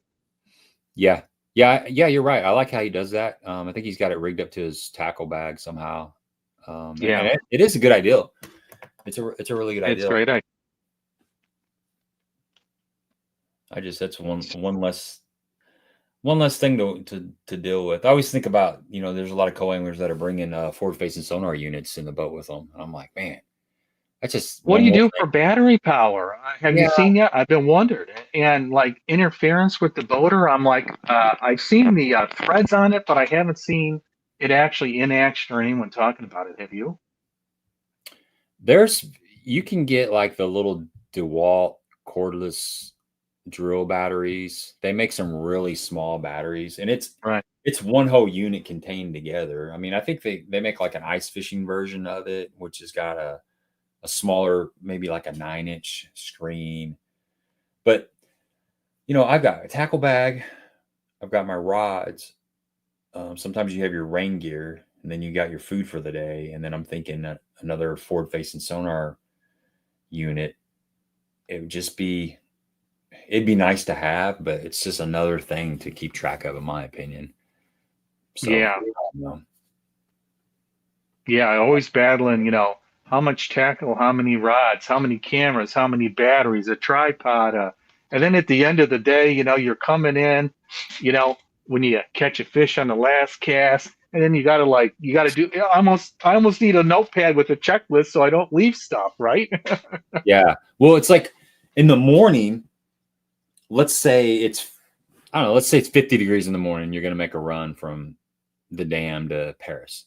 So you got, and it's going to be a high of 80, 85. So maybe you got some jeans on, or maybe you got shorts on, but you got your rain gear on. You got a hood, you got maybe a t-shirt, maybe a sun shirt, and then you got a hoodie on, right, for the run. And then you got your rain suit on because it's damp in the morning. Okay. You get down there throughout the course of the day, the rain suit's coming off for sure. The hoodie's coming off. So then at the end of the tournament, when you're packing all your stuff out of the boat, what you had on in the morning is now off of you. So you got rain bibs, rain jacket, and a hoodie, maybe a sock cap. Who knows? You got extra, you got to end up making like 3 trips to the truck and back. Yeah. I don't know. Yeah. It's just I could see how having forward-facing sonar would definitely play, but just when's there an end to things? You can. I don't know. I try to pack light. Yeah. Brad's got a question.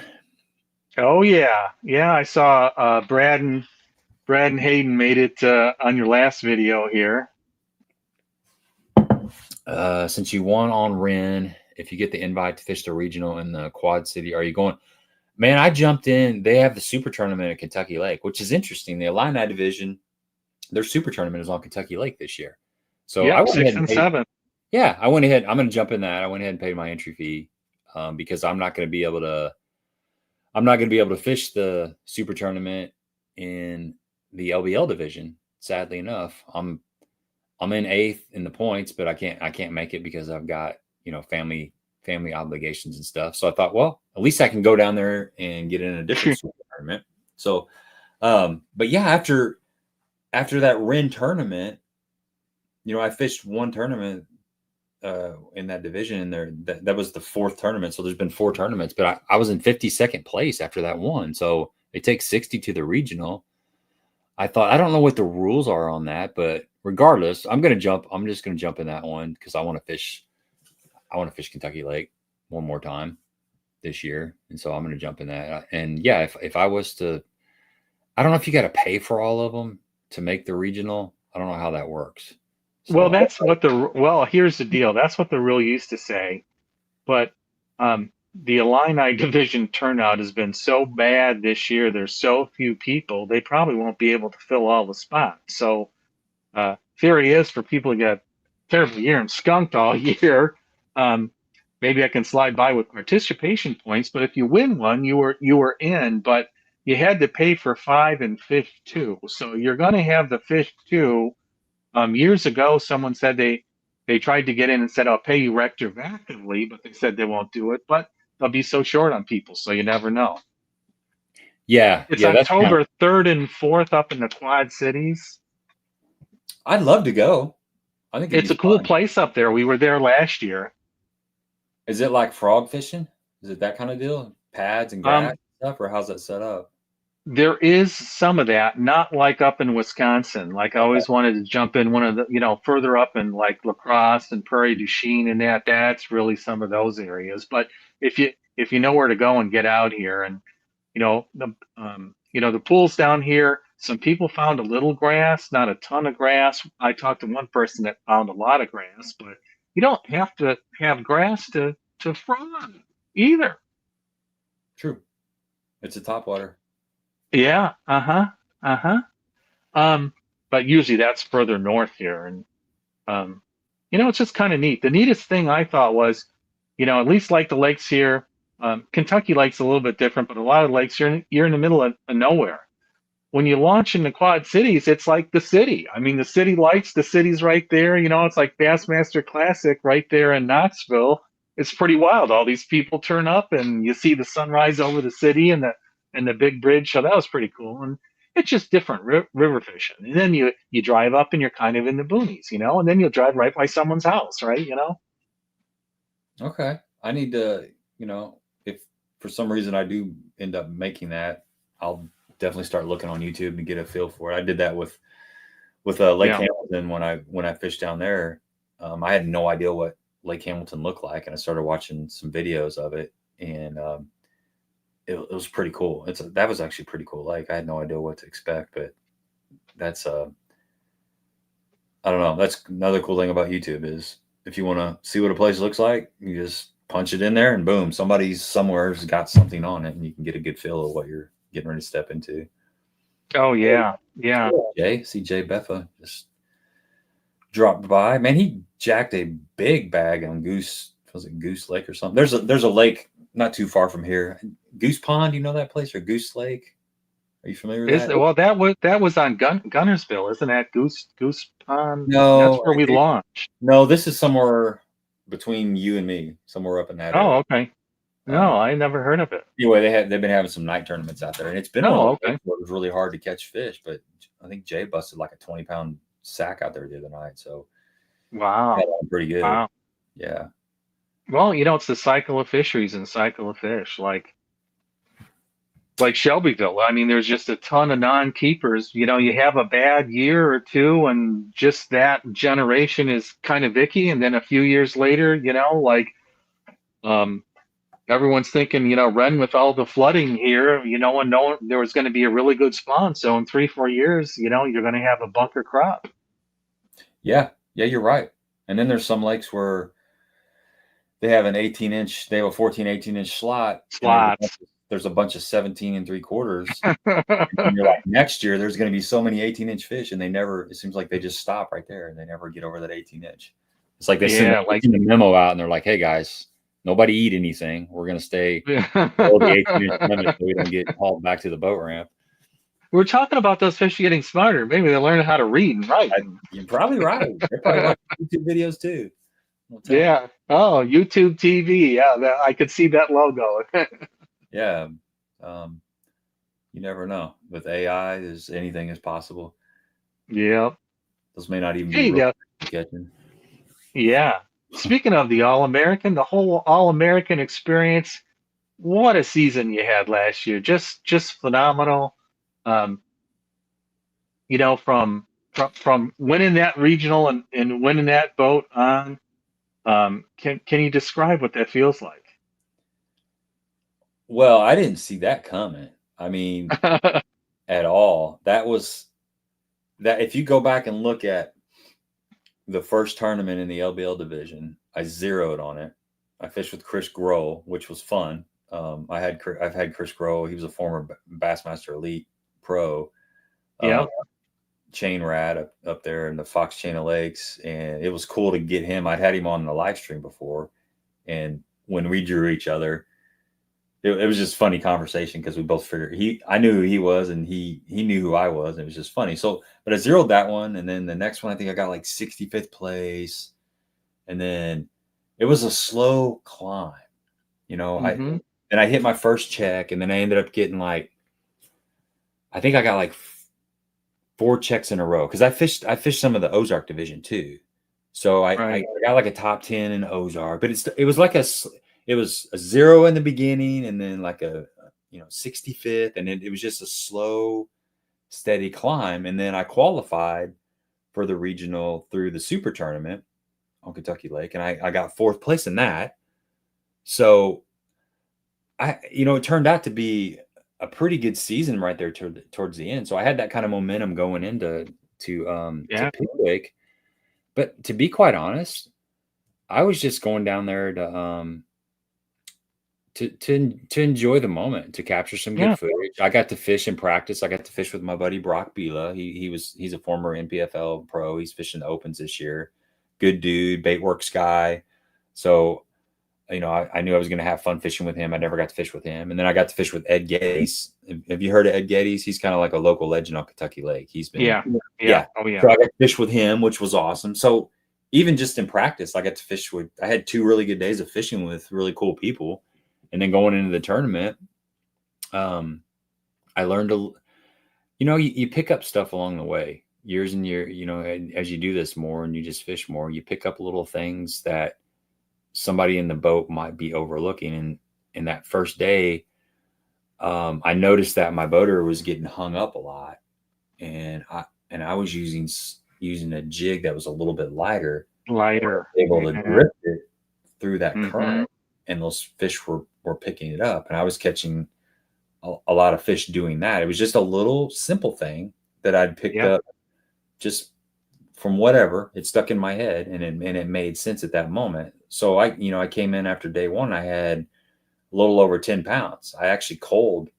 I caught 6 keepers, which hardly ever catch 5 out of the back of the boat. It's hard enough to catch 3 out of the back of the boat now with these rule changes.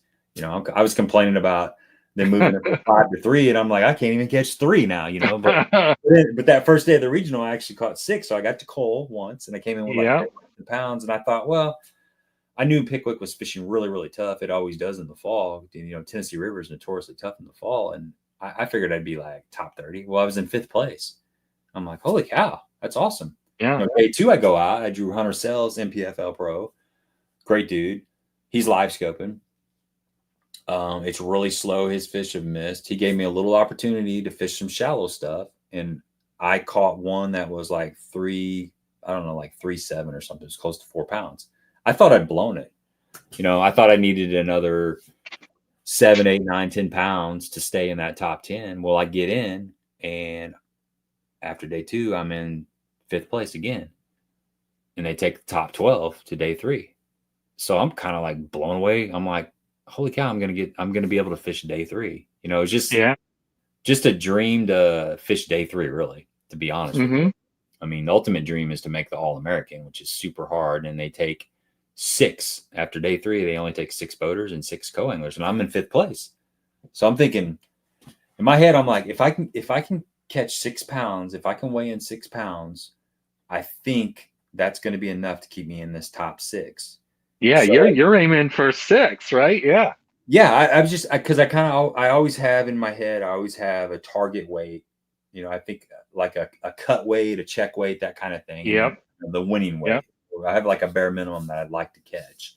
And so 6 pounds was in my head, and I drew a guy, Trent Surratt, who is a hammer on Pickwick Lake. He's really good in the tail race area. And I had several guys tell me that you got a pretty good chance of winning this tournament or doing really good because of who you drew. Most of the other guys were live scoping. Yep. Trent just fishing the current seams. So we made that run all the way up to the tail race of the dam, which was insane. It was foggy. We're in a bullet. He's running like 80 something miles an hour. And then, we hit fog. Of course, we slowed down, but it was a sketchy drive up there. And we finally made it up there and we could relax. If you guys at home haven't seen the video, it's worth a look because we jumped through all these rapids and stuff. And I'm like, holy cow. I wasn't expecting that. I thought we were going to stop at the face of the dam, and we weren't there yet. We were going 4x4 and we made it over there. It was like we were in our own little peaceful world over there. And the first keeper that I caught was like probably a solid 6.5 pound largemouth. And I'm like, I think I might have just made the All-American with that fish. And with that fish, you're thinking, I'm really close to where I need to be for sure. If I get another one, I'm for sure there. So, we're fishing hard and I catch about a 4-pound smallmouth. So I know I'm going to the All-American. I don't know that. I've got a really good. You kind of do. Yeah. You never know until it all. Right. That's right. But I'm doing the math and I'm like, it's highly likely that's the All-American fish. And then I catch one more smallmouth, and I didn't weigh any of these fish. I'm just kind of eyeballing them. So on the way back, we get down there and I'm standing in the weigh-in line and I'm looking around at the other bags of fish. And, some guys are coming up to me and they're like, did you catch them, Gabe? And I'm like, yeah, I caught them. I actually caught them pretty good. And they're looking at my bag and they're like, dang, you might actually win this. I'm like, no, there's no way. And I'm looking behind me and the guy that's, when I was putting my fish in the bag, when I'm with Trent down there, he sees the guy that was in first place on the co-angler side walking up the hill with no bag. He's with his boater. His boater's got fish. And Trent goes, that's the guy that's leading on your side. I'm like, oh, really? And he goes, yeah, he doesn't have a bag. He's zeroed. I'm like, oh. Ooh. And the two other guys, I'm in fifth place. So they line you up first, second, third, fourth, fifth, sixth, all the way to 12. The other guys in front of me, I think one of them had like a small keeper. Another guy didn't have anything. So there was it was like 3 pounds of weight ahead of me. And the guy that was right behind me had like 3 fish, but they were smaller than what I had. So I'm kind of doing the math and I'm like, I'm for sure going to the All-American, and I get up there on stage and I think the guy that's leading, I need like a little bit less than 6 pounds to take over the lead. And I had 14 pounds, 1 ounce and 3 fish, which is that's a pretty solid stack, especially on a day 3 and especially as a co-angler. That's incredible. I'm like, is this really happening? And, I end up winning the tournament by 9 pounds. So really all I had to beat was that first guy, the guy that was in first place. Once I got above him, he ended up finishing in second. So that very first largemouth that I caught, that was 6.5 pounds, that won the tournament. Little did I know that was, if I wouldn't have caught any other fish, I still would have won that tournament because that's just how tight the weights were. But, I didn't see that coming. You never know. I mean, you never do. Yeah. I had no idea that was going to happen. It was surreal. And, next thing you know, I've got this little check behind me there for a Phoenix boat. I take that home and now I've got a really nice boat that I love it, but you don't ever see that stuff coming. It happens. Yeah. It's supposed to happen. It happens. And you just got to be thankful because they're few and far between. You gotta seize the moment when it's there. Like I told several co-anglers that are really good co-anglers that were fishing that derby. And I said, any one of you guys would have won it, you still got to have a good draw, but you got to be able to produce too. You got to have your Yeah. mind in the game. You got to, Yeah.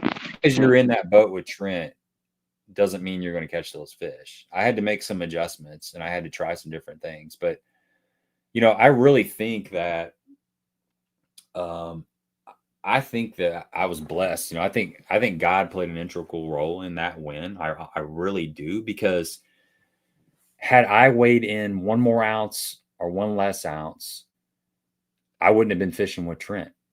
Yeah. There was a guy, Barry Gunner, who I think I tied with him on day 2. I have to go back and look at how that. I think I tied with him, and I had a bigger bag on day 1. So instead of being in 6th place, I moved up to 5th place. If I'm remembering right, I think if I'd have had a lesser bag, then I would have moved back to 6th, and he would have went to 5th, and he would have fished with Trent. Yeah. Yeah. And if I would have got anybody else, Yep. I probably wouldn't. I wouldn't have had the opportunity to catch those fish. I wouldn't have had an open playing field. I'd have been behind somebody that was live scoping. Scoping. Yeah. Really tough. The scopers that were in that tournament, you had Jake Lawrence, you had Mateo Toronto, you had Clint. Clint's won. Yep. Clint Knight's won the last 2 BFLs in the LBL. Yep. Yep. You had Levi Cole. Levi Cole won the year last year. He's probably going to win it again this year. Him and Clint have been battling it out. There was what's his name? Matthew something. He's a hammer live scoper that's won a bunch of tournaments. He's finished second in the All-American a couple times.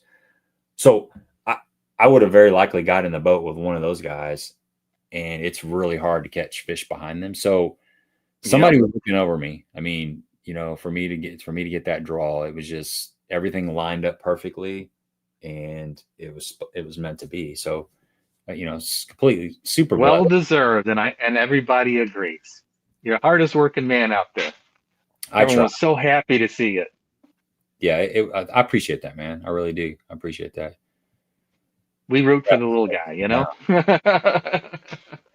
3 fish for 17. And a great story.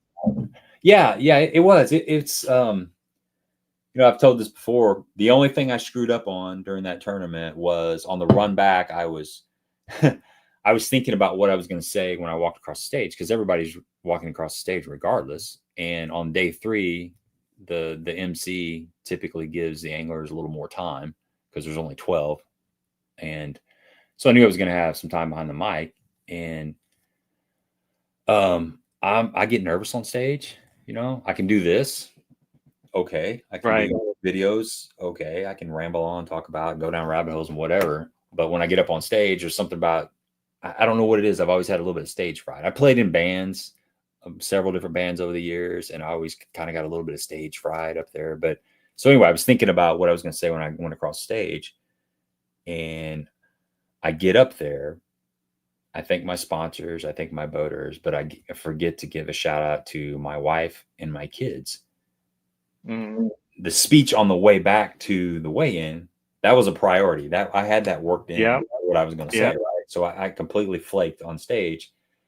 And so I'm driving home and I call my wife and I'm like, how about it? Can you believe that I actually won? She goes, yeah, that's great, but I'm mad at you. I'm like, what do you mean you're mad at me? I just want a boat. I want to, this is like I qualified for the All-American. This is probably never going to happen again. This is the biggest day of my fishing, career so far. And she goes, yeah, I mean, you did great on stage. You thanked your sponsors and your boaters, but you did not say anything about your wife and your kids. And I'm like, oh, I can't believe it. I can't believe I screwed up and forgot about, the people that have had my back the whole time. And so she let me know about that. And then when I was on stage at the All-American on day 2, the first thing I did was I thanked my wife and my kids. I had to get a little bit of redemption. So she forgave me for that, but she was poking me. Well, I mean, it's a nerves thing. And, I played a lot of band shows too. And when you're playing every week, no problem. When you haven't played in a while and you go out on stage, that first song's a little nervous. If the crowd reacts good, you're good. If the first song bombs, you're dead. You're dead for the whole show, right? Yeah. Mental. Yeah.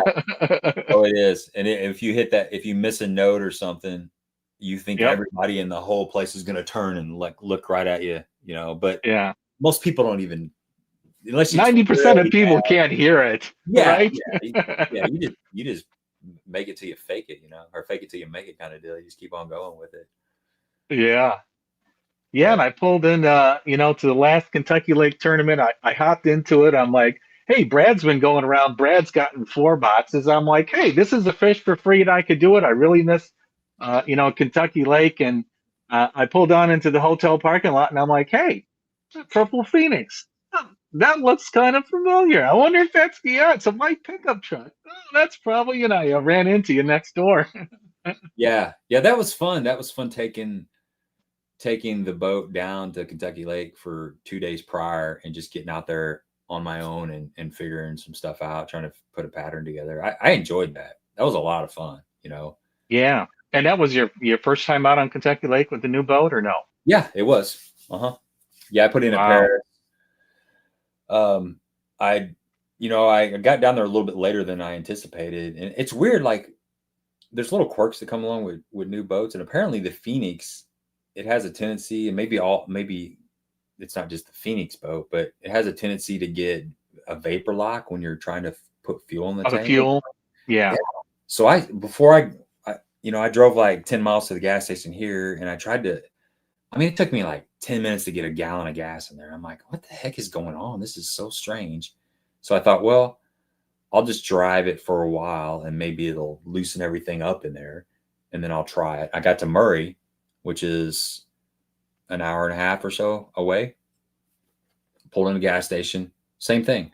So I called Austin Stutz at ACS Marine down in Buchanan, Paris, Tennessee area. That's where I got the boat from. And I called him. I'm like, dude, I can't get gas in this boat. I know this sounds like a 4-year-old, but I just can't figure out how to get gas in this Yeah. boat. He said sometimes the Phoenixes will vapor lock until you run a couple, full tanks through the system, and it works all that air out of the system.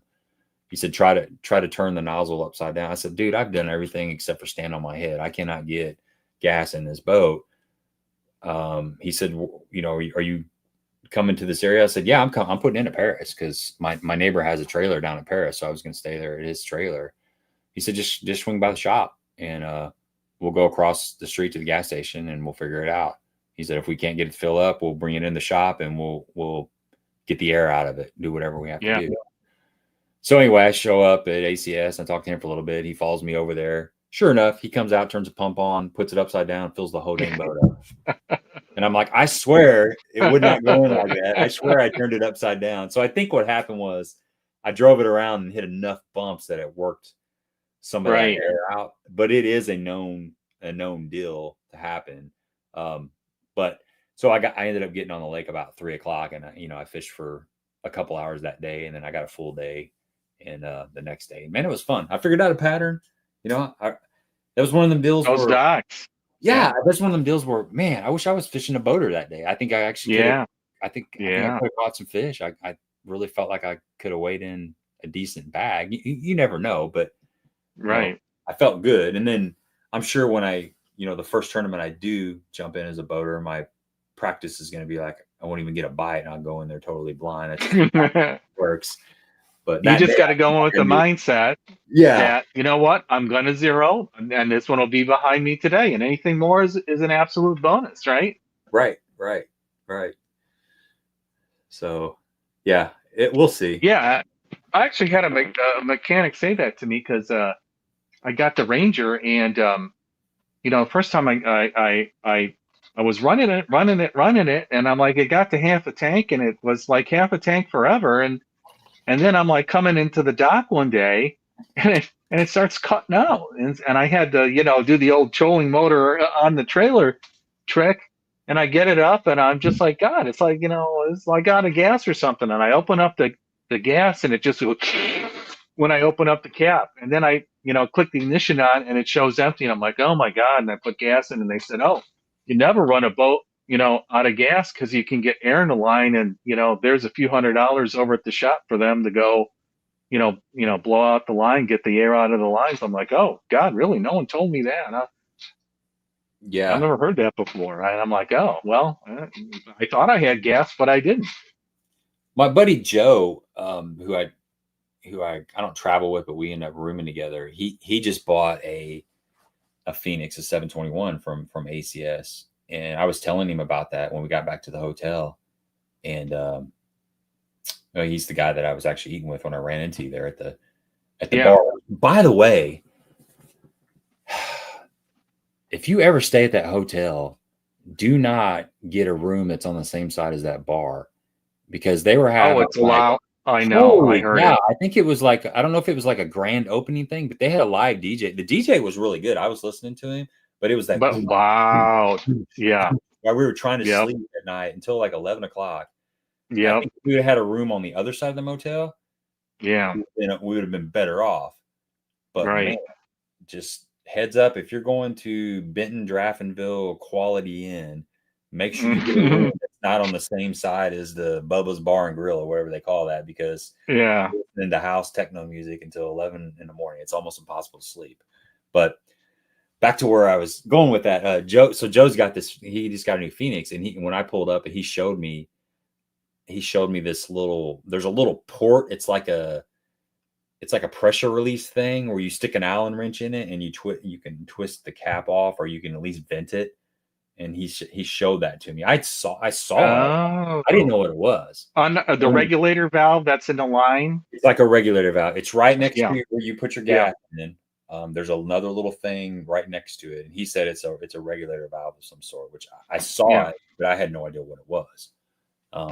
Apparently that's something that you may have to do a couple times until you get all the air worked out of your lines. But now I know. Rex Ellis. No, that probably wasn't me. Wasn't me. Yeah. I don't know who he's talking to. I thought you might know him. So yeah. Yeah, that man, there's people that I did have my account hacked there. It didn't hack it. What they do is they set up a fake account and they take a picture of you. Yeah. And they put it on there. They're not really hacking your account. They didn't have control of my account, but they're cloning a page. Yes, exactly. And they're trying to get you to friend them, and then they're gonna do whatever they do. But yeah, I don't know, man. If you guys are out there and you ever get a friend request from me, send me a DM. Say, hey, did you send me a friend request? That's what I do a lot of times when somebody sends me. I'll go back and look at their profile, scroll through it. If it scrolls for several years and it looks legit, then I'm like, okay, cool. If there's some fake pictures or whatever. But if I scroll and like 4 pictures down, it's done.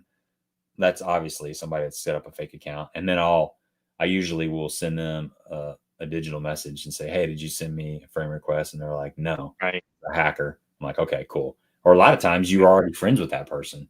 That's something that I've noticed. But yeah, I found out before you click yes, send that person a message and see if it's really them. Before you click anything, you better be protecting yourself. You got to nowadays. These days, I don't know. These fakes have gotten incredible on the phone. Do you get those weird text messages? Yeah. Are you available for dinner tonight? Or do you still have 9 o'clock tea time? I had a guy trying to buy a goat from me from St. Louis. He's like, do you still have that goat for sale? Like, I don't get those. What the heck? Yeah, it's crazy. These people are trying. Now you're a celebrity sports star. You have all those, online girls trolling you too, I'm sure. Yeah, the thirst traps. Yeah. Yep. No, but these text messages are crazy, and it just comes in little droves. Like it'll be quiet for months, and then all of a sudden they get your phone number from somebody. And then I've been getting phone calls the last 2 weeks, and I'm trying to think back, who did I give my phone number to? Because these businesses, they sell your phone number and they sell your email to people. Yep. I don't ever answer them. I just let them. Me neither. I don't know the number. Forget it. What was the juice on Rend? Yeah, so we got a win number 3 on Rend. Boy, you pulled that one out. I walked up. I kind of saw what was going on. Weights were okay. And I looked down at your bag and you're going to weigh, and I'm like, holy moly, he's going to be in number 1 after he weighs that bag. Yeah, I had 9, 12, which for 3 fish Yeah. was pretty good on Ren. Um, I thought 9 pounds would win. That was kind of my target weight. In fact, um, you'll hear on the video, like I practiced with Oliver Siebert, and we Oh, both Oliver. Yeah, yeah, yeah. super He's a good good kid. guy. Yeah. Yeah.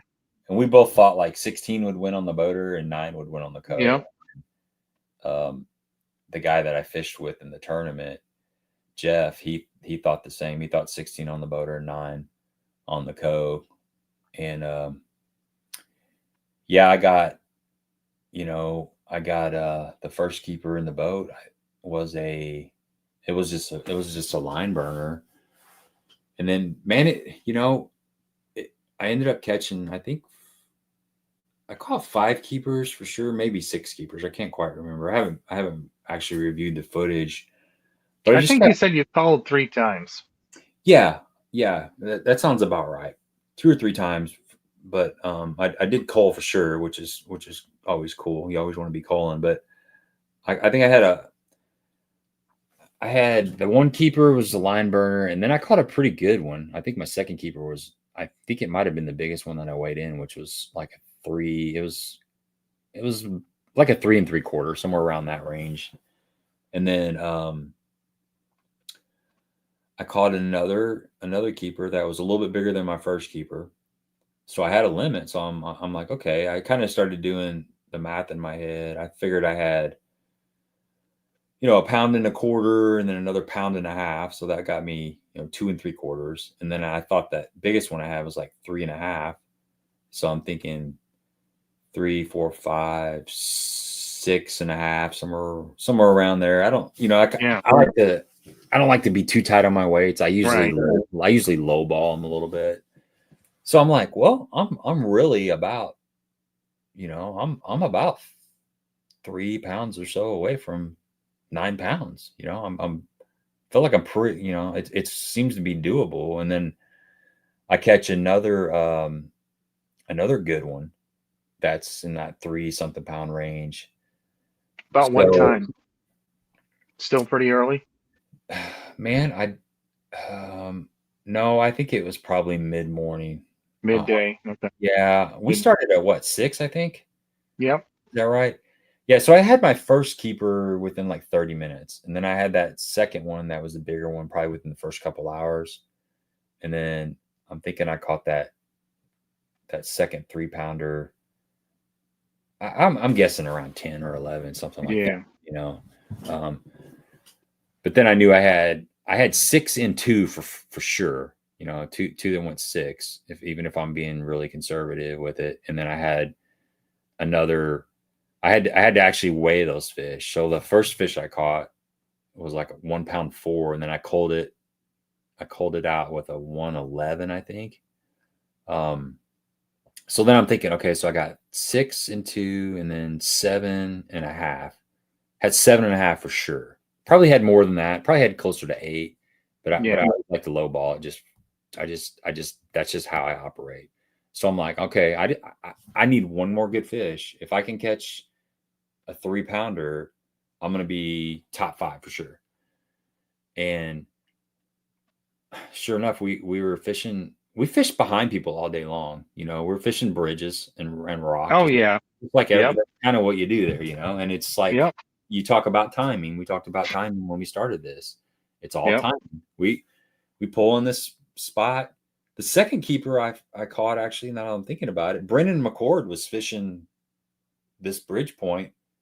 We're on the other side of the bridge, but my boater's talking to him. And he's Yep. fishing for 15, 20 minutes, didn't catch anything. He leaves. We go over there, and Uh-huh. I catch a 3 something pounder. I Yep. don't know if that fish just moved up, if I was throwing something different, Mm-hmm. timing thing or whatever, but that's what happened. I mean, I caught that fish right after he left. I mean, Right. he's one of the best fishermen on Wren Lake. And, Yep.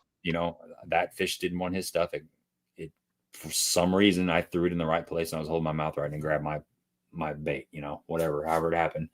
But then I think we were fishing that same bridge. We came back to it later on in the day, and we pull up there were some guys that were fishing there. They went down the bank. We pull up there. I make like 2 casts. I catch one that's it was 2 pounds 11 ounces.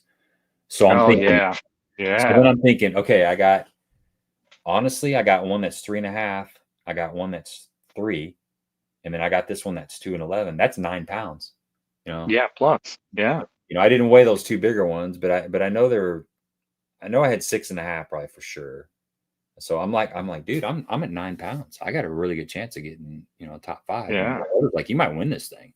I'm like, no, Yeah. I ain't gonna win it, but you know, I might take some hardware home. Getting a check for sure, you know. Yeah. And, Yeah. yeah. And then when, like you said, when I dropped them on scales, it was 912. And I'm like, dang, that's more than I thought I had. And that was the target weight. Sure enough, that's what it took. But yeah, I had no idea. I was just going over there. I hadn't ran in like 5 years or something. I've only fished it probably 4 times in my whole life.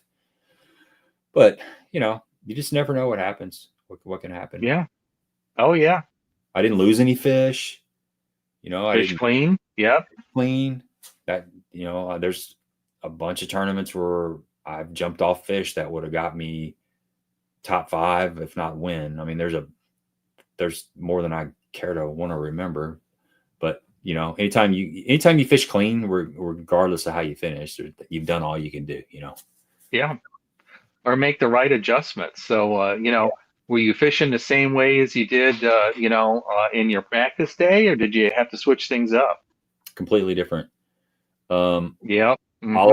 Oliver was covering water with like a bladed jig, and so I was throwing. I threw a Nico rig a little bit behind him, but he was moving pretty fast, so I threw a crankbait and then I threw a swim jig. I wasn't going to throw a chatterbait. That's something I never, when I'm practicing, I typically will not throw what the guy in the front of the boat's throwing. It makes no sense. Yeah. You're better off throwing something different for his sake, and vice versa. You don't want to be throwing the same thing. Right. Trying to figure out something different, even if he's crushing them. You know, if he's crushing them on a bladed jig, I'm still not going to throw a bladed jig. Because you know he's still crushing them. Yeah. Yeah, you've already figured out that works. I don't need to, you know, I don't need to catch him to figure out it works. I'm watching him catch him. So yeah, I was just throwing like a swim jig and skipping a little Nico rig around cypress trees and stuff with the crankbait kind of mixed in there. He had a really good morning. He caught some pretty good fish before I showed up, and it was a little bit slower, which I'll have those videos out sometime. But yeah, totally different. You know, in the video we were fishing really slow. You know, we were dragging shaky head around and Nico rig and that kind of stuff. Just basically counting rocks. Yeah, I knew that's probably what I was going to do. If I didn't draw a guy that was covering water, if we were fishing slow, I knew that I was going to drag slow. Yeah, I'm going to be throwing shaky head. I'd already decided that. I had a buddy of mine did good in a Wren tournament years ago. He was throwing a black robo worm on a shaky head, light shaky head. And I knew that I was going to throw a black trick worm. I didn't have any robo worms that were black. I catch a ton of fish on the morning dawn, like the Eric's Magic or the bluegill robo worm. That's hard to beat, but I didn't have any black. So before I left the house, I grabbed a pack of black trick worms, and I made sure I had some like 1/8 ounce big bite baits, little shaky heads, because I knew 1/8 ounce was going to play. The lighter, the better. Yeah. With all those rocks by the bridges, all you're going to do is get hung up unless you go light. You got to take your time and go light. Yep. And I actually forgot my shaky head rod. Normally I pack everything up the night before, but I was trying to get a video edited, and so I packed in the morning. And I've got all my rods are Virtus rods, and most of them are like a red diamond. So they all look the same, you know. That's a bad thing about having. I've always tried to get the same kind of reels and the same kind of rods. So when you pick up an outfit, your hand doesn't have to learn the reel. It's the same type of reel. So most of my reels are similar, and then I've got the same line of rods. They're the Virtus red diamond or the blue diamond. Well, when you're tired in the morning, they all look the same, and they're all within like an inch or two of length. And I thought for sure I've been throwing my shaky head on, it's actually this same rod. This is the 7'2" swim jig rod, but I've been throwing my shaky head on the swim jig rod because I had a Falcon Cara rod, like a 7-foot medium heavy Falcon Cara rod that I absolutely love. And I was trying to find a rod in the Virtus line because I've been working with Virtus that I would be okay with because I'm so partial to that Falcon Cara. And I went through several different ones, and I finally, this swim jig rod, even though it's a swim jig rod, it's a great shaky head rod. It's super sensitive and it's got a nice tip, and I can still skip and stuff with it. But I thought for sure that I threw that in my truck, and I didn't. I didn't realize that until after I got back off the lake with fishing for back after I got back off the lake fishing with Oliver, and I was retying my boat at the hotel. I went to find my shaky head rod in the back of my truck, and it's not there. And I'm like, oh crap, that's like my main thing I'm gonna throw tomorrow. Oh, And I'm like, dang. And I had 10-pound test on it, 10 or 12-pound test on lighter line. Yeah. So I ended up using I got a 7-foot medium heavy that's got 15-pound test on it. It's what I usually do my stupid tubes and stuff with. So I ended up fishing a heavier rod with 15-pound tests on an 1/8 ounce jig head. Ooh. So kind of a beefier, shaky head. Yeah. Set. And I really had to focus. It might have actually helped me because that heavier line might have helped that Stay out of the rocks just a little bit more. Yeah. Yeah. But I really had to focus, not only because it was really, really light, but we had a lot of wind too, and that heavier line was getting pulled a little bit more with the wind. So I had to really focus on my bait to feel the bites. That's a super sensitive rod, but there was still, you could feel you'd feel what felt like a rock, but it felt just, they weren't hammering it. It was kind of a pressure bite most of the time.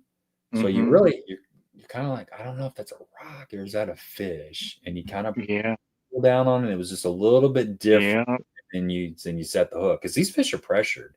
I mean, they're not. A lot of these fish I think we were catching were released fish, and they're pretty smart. And they get a consistent rotation of pressure all day long. You can just tell, like you'd leave, there'd be 4 or 5 people fishing a bridge, and then 2 or 3 people just waiting to get in, and it was just constant rotation. So these are stupid fish. So you really had to be, in the zone with filling your bait. So sometimes they would pick it up and just move off with it slightly, but you got wind blowing in there, you got heavy line, you got a lightweight with a little shaky head, and you're fishing in rocks, and it worked out. I was glad every time I set the hook on a fish, I was glad I had 15-pound test. Because I could just get him to the boat. Yeah. But while I was like fishing, I was like, man, it'd be nice to have just a little bit lighter rod and a little bit lighter line so I could feel a little bit better. Yeah. But yeah, you got to make do with what you got. Most of these rods are kind of multi-purpose. Right. Maybe that was just destiny leaving that rod at home. You never know. I think it was. In fact, when I got done, I'm like, well, maybe this needs to be my shaky head rod now. Maybe I had it all wrong. Well, I mean, based on conditions and a type of cover you're fishing, Yeah, and I caught one of my keepers flipping a bush with that shaky head worm.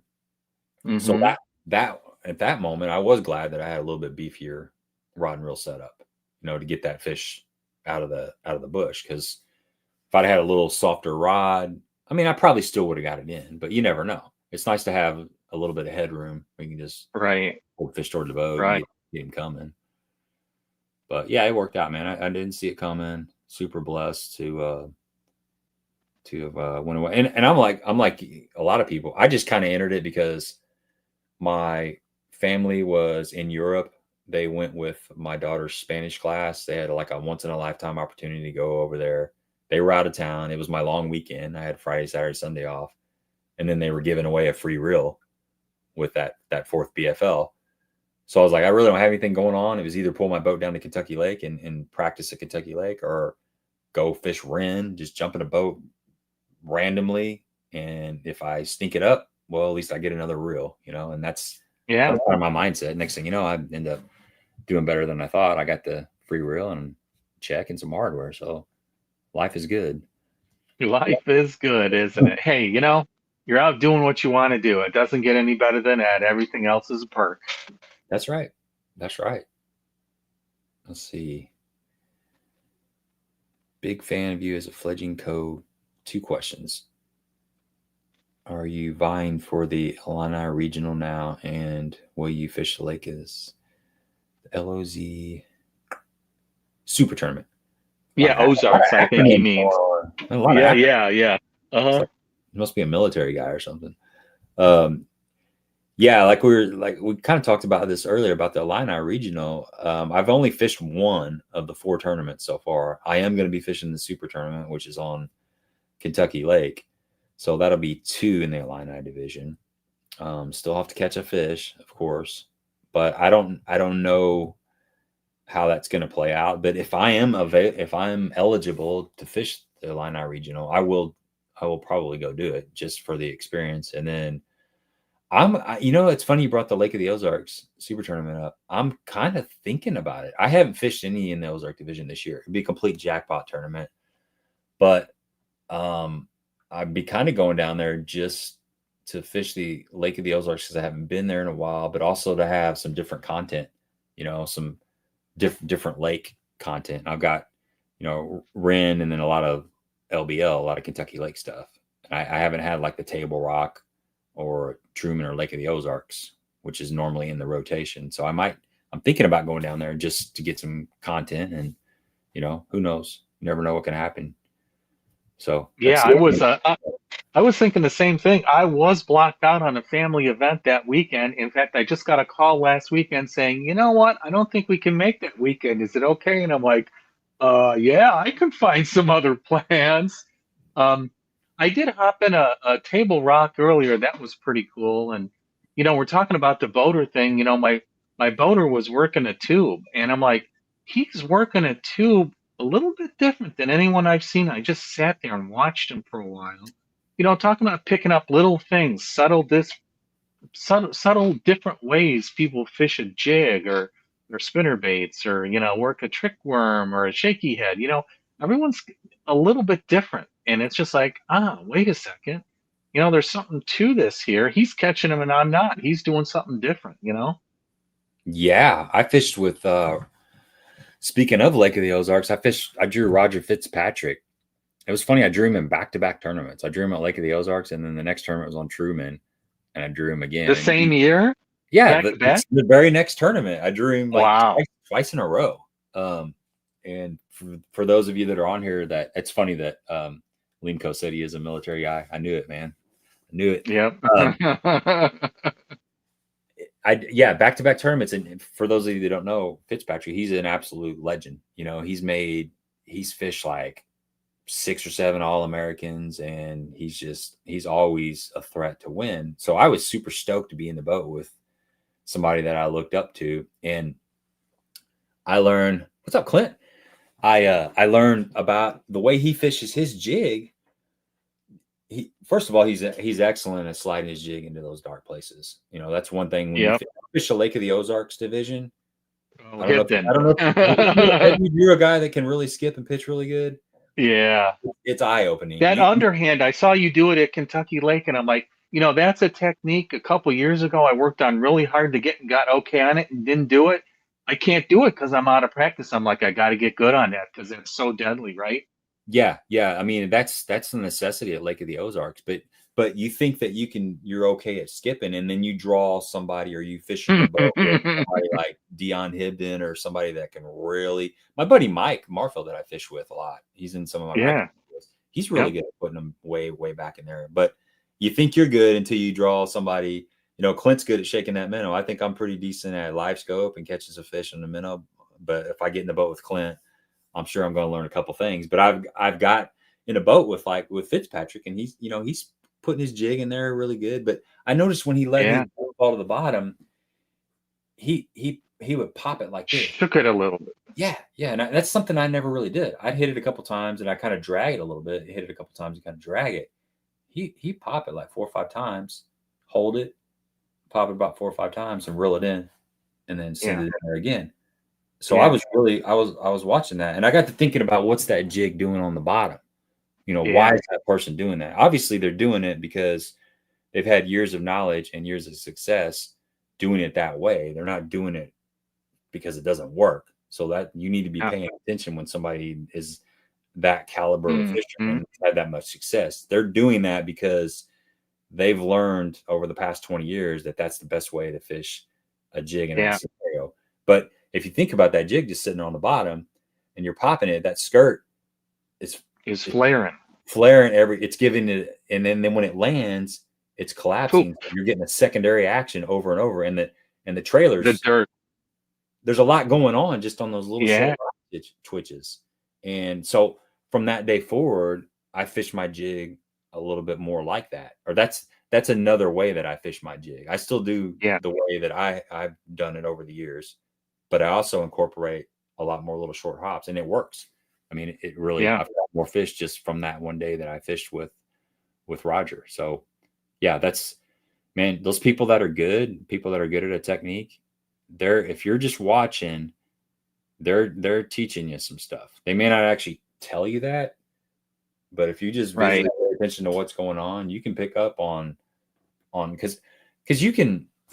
I mean, I can tell you, I'm catching fish on a 1/2 ounce black and blue jig with a 3-inch green pumpkin Yama crawl on the back of it, and I'm catching them in Beaver Cove in 5 foot of water, and I'm catching them off of laydowns. And you can go to that lake and you're drooling. You're going to crush them. I can tell you, I caught 20 pounds yesterday, and I culled through another 20-pound bag. You can go to the lake. And I'm not saying you, I'm saying anybody. I'm saying me. Yeah. Metaphorically. The whole attitude, you can't catch somebody else's fish, right? So I drive to your house. I'll give you my 10-foot Virtus Ranger with 18-pound sunline. I'll tie on my Cumberland Pro Lure jig, everything. I'll give you the exact same setup. Take you to that spot, drop you off, whatever. And you may not get a bite because maybe I was hopping it really fast and letting it fall. And maybe you're dragging it. Well, that fish is wanting something to come up over its head. It's wanting a reaction bite, or maybe you're leaving it on the bottom too long. That fish is suspended halfway down the water column, and it's a drop. They're catching it on the fall. Once it gets to the bottom, it's no good. So if you're spending all your time dragging it, you're wasting 3 minutes on every cast where you could have used that 3 minutes to make multiple pitches at that laydown and get that reaction strike. So it's like that with anything. They say you can't catch somebody else's fish. There's people fish every lure. I don't care what it is. There's different ways of fishing it, and there's different ways that fish want that, presented to them. And those are the little things that, you kind of pick up. And that's why the more people you can fish with, the better off you are. I've been with my, this is kind of funny. I've been with my daughter and my wife, and they're absolutely kicking my butt. I always give them a drop shot. I saw that video. Yeah, that's a true story that happens. It's like I throw a drop shot out. Drop shot deadly bait. We throw a drop shot out. We go to the bottom. We keep the bell open. When the line stops, it lays on the water. It's on the bottom. We tighten it up, and then we kind of pull it a little bit. Let it sit. The weight's on the bottom. The worm's up here, so you kind of pull it a little bit, and the worm's doing this, and you just keep it there. That's how you fish a drop shot. That's how we've learned. Well, my daughter, I tell her how to fish a drop shot. She fishes with me like twice a year. I tell her how to fish a drop shot.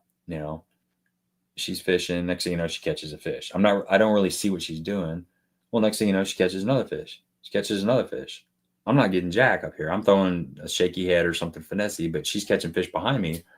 So I start watching what she's doing, and I see she cast out, but she's already reeling in before you cast out. It takes 3 seconds for your bait to fall. And 1 second after she cast out, she's kind of moving it. So I know the bait's not on the bottom. There's no way it's made it there. Yeah. Yeah. Long story short, she was swimming that drop shot. Instead of letting it go to the bottom, she was actually just kind of letting it pendulum. She's just kind of reeling in casually. It's not really even touching the bottom. It might tick the bottom. And she was catching fish that were suspended. And I thought, who's fishing the drop shot wrong? Me or her? Obviously I am. I've been fishing it wrong, but that's what you can get from fishing with a lot of different people. You know, people Yeah. fish the same baits different ways. And sometimes even somebody that doesn't know how to fish a bait, you know, historically, like I've heard people throwing a jerk, like they take their wife out fishing and she throws a jerk bait out on a spinning rod and she's just reeling it in. Just like, and she's crushing them. You know, she's not twitch, pause. She's just reeling it in. She's lighting them up. Well, you never would have done that unless that person was in the back of the boat showing you that that's another way to catch those fish. So there's always something. Everybody's a teacher, and there's always something to learn. You figure it out. If you think you figured it out, then you have lost in life. You've given up. We should always be learning. We should always be open-minded and accepting whatever is around us and available, because there's so much to learn from everybody out there. Or you just hear pros that have been doing it for 40, 50 years. You know, the more I learn, I don't know. Right? Oh yeah. Yeah. Yeah. It's like, I wrote some lyrics to the song years ago, and it's never easy once you know. It becomes, well, there's responsibility once you know too. There's responsibility in knowing something. Then you can't play the ignorance is bliss type of thing. But there's also it's like you look out into the universe and you can only see so far with the naked eye.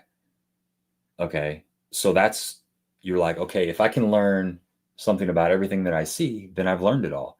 Then you get a telescope and you know that there's a whole nother layer of stuff outside of what you can see. And then it just keeps on going. That's fishing in a nutshell. It's not that extreme, but you think you know something. There's so many variables. Every day is a different variable.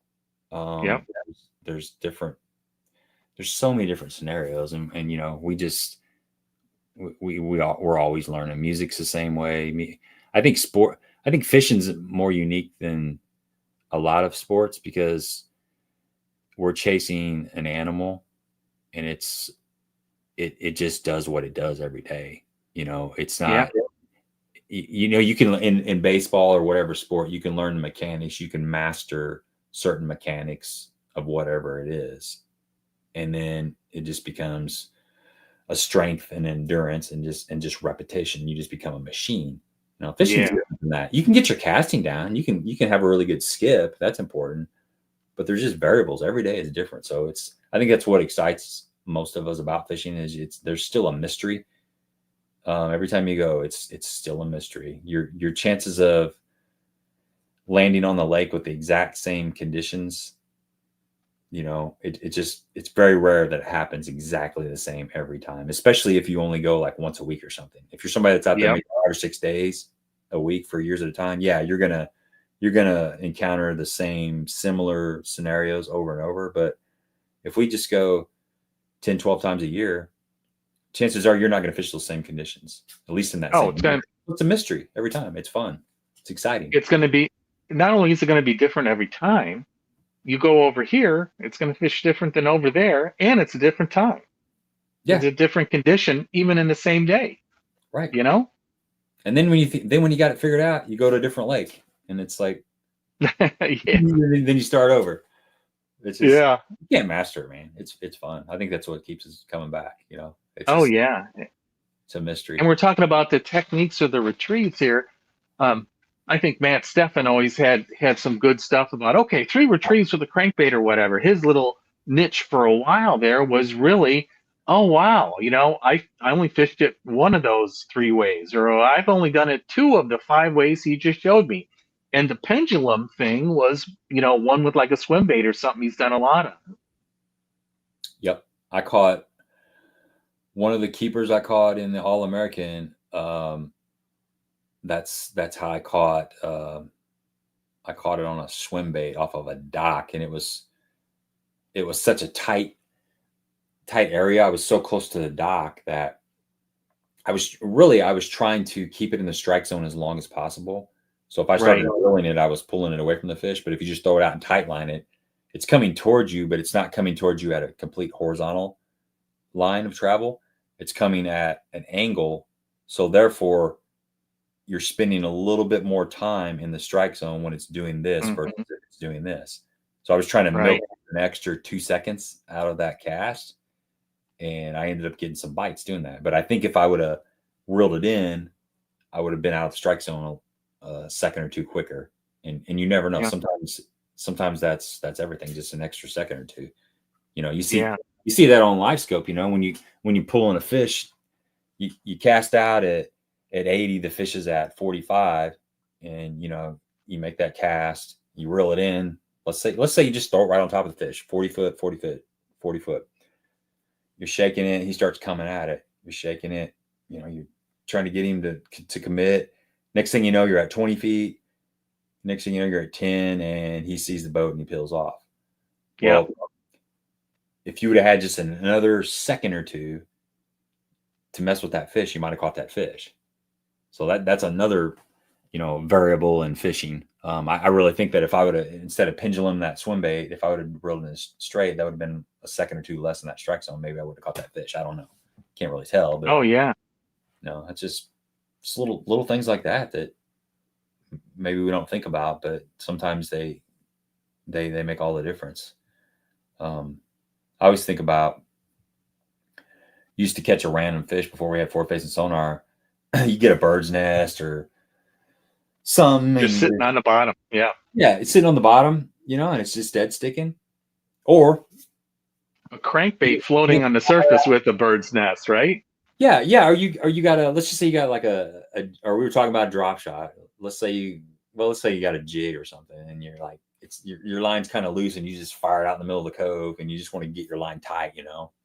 You know, you're kind of pulling it out, it falls, reel it up, and then it's heavy, soggy. Set the hook. You're out in the middle of nowhere. You know, that's one of those suspended fish that we're throwing at on forward facing sonar nowadays. And those fish were out there the whole time. And sometimes just a random cast out in the middle of the cove would catch those fish. And we thought that it was on the bottom and the jig just landed next to it or something. Well, no, I caught it on the way down. It was out there just swimming. Yeah. You know, fishing's crazy, man. Oh, the electronics these days. I mean, it just keeps getting better. You know, I love LiveScope for the learning tool. I don't want to get on a controversial topic, but you know, talking about us having so much more knowledge, so much more advantage, so much more electronics, and fish populations through seasonal patterns, through both Shelbyville and Rend, built in the 70s. They've lost a lot of their structure. They're trying to do habitat restoration, but you know, through natural things and a lot more fishing pressure, you know, the populations are down. So, you know, sometimes I do worry a bit about the longevity of the sport on all of the topics, right? Yeah. I mean, it's definitely put more pressure on the fish. I think there's no doubt about it. I mean, yeah, those deep ones used to they kind of, I think they were left untapped for a while, right? Uh, you know, there's obvious some people that have figured it out years ago and kept it a secret, I'm sure, right? Yeah. Well, I mean, my buddy Ron, he would catch those deep fish just using side scan. Yeah. You know, you side scan, you find the deep schools, and you just cast into them, and if you lose them, then you just pick up, idle until you find them again.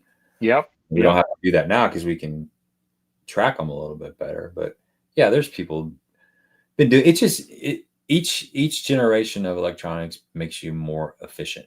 You know, you become more efficient, and time is money.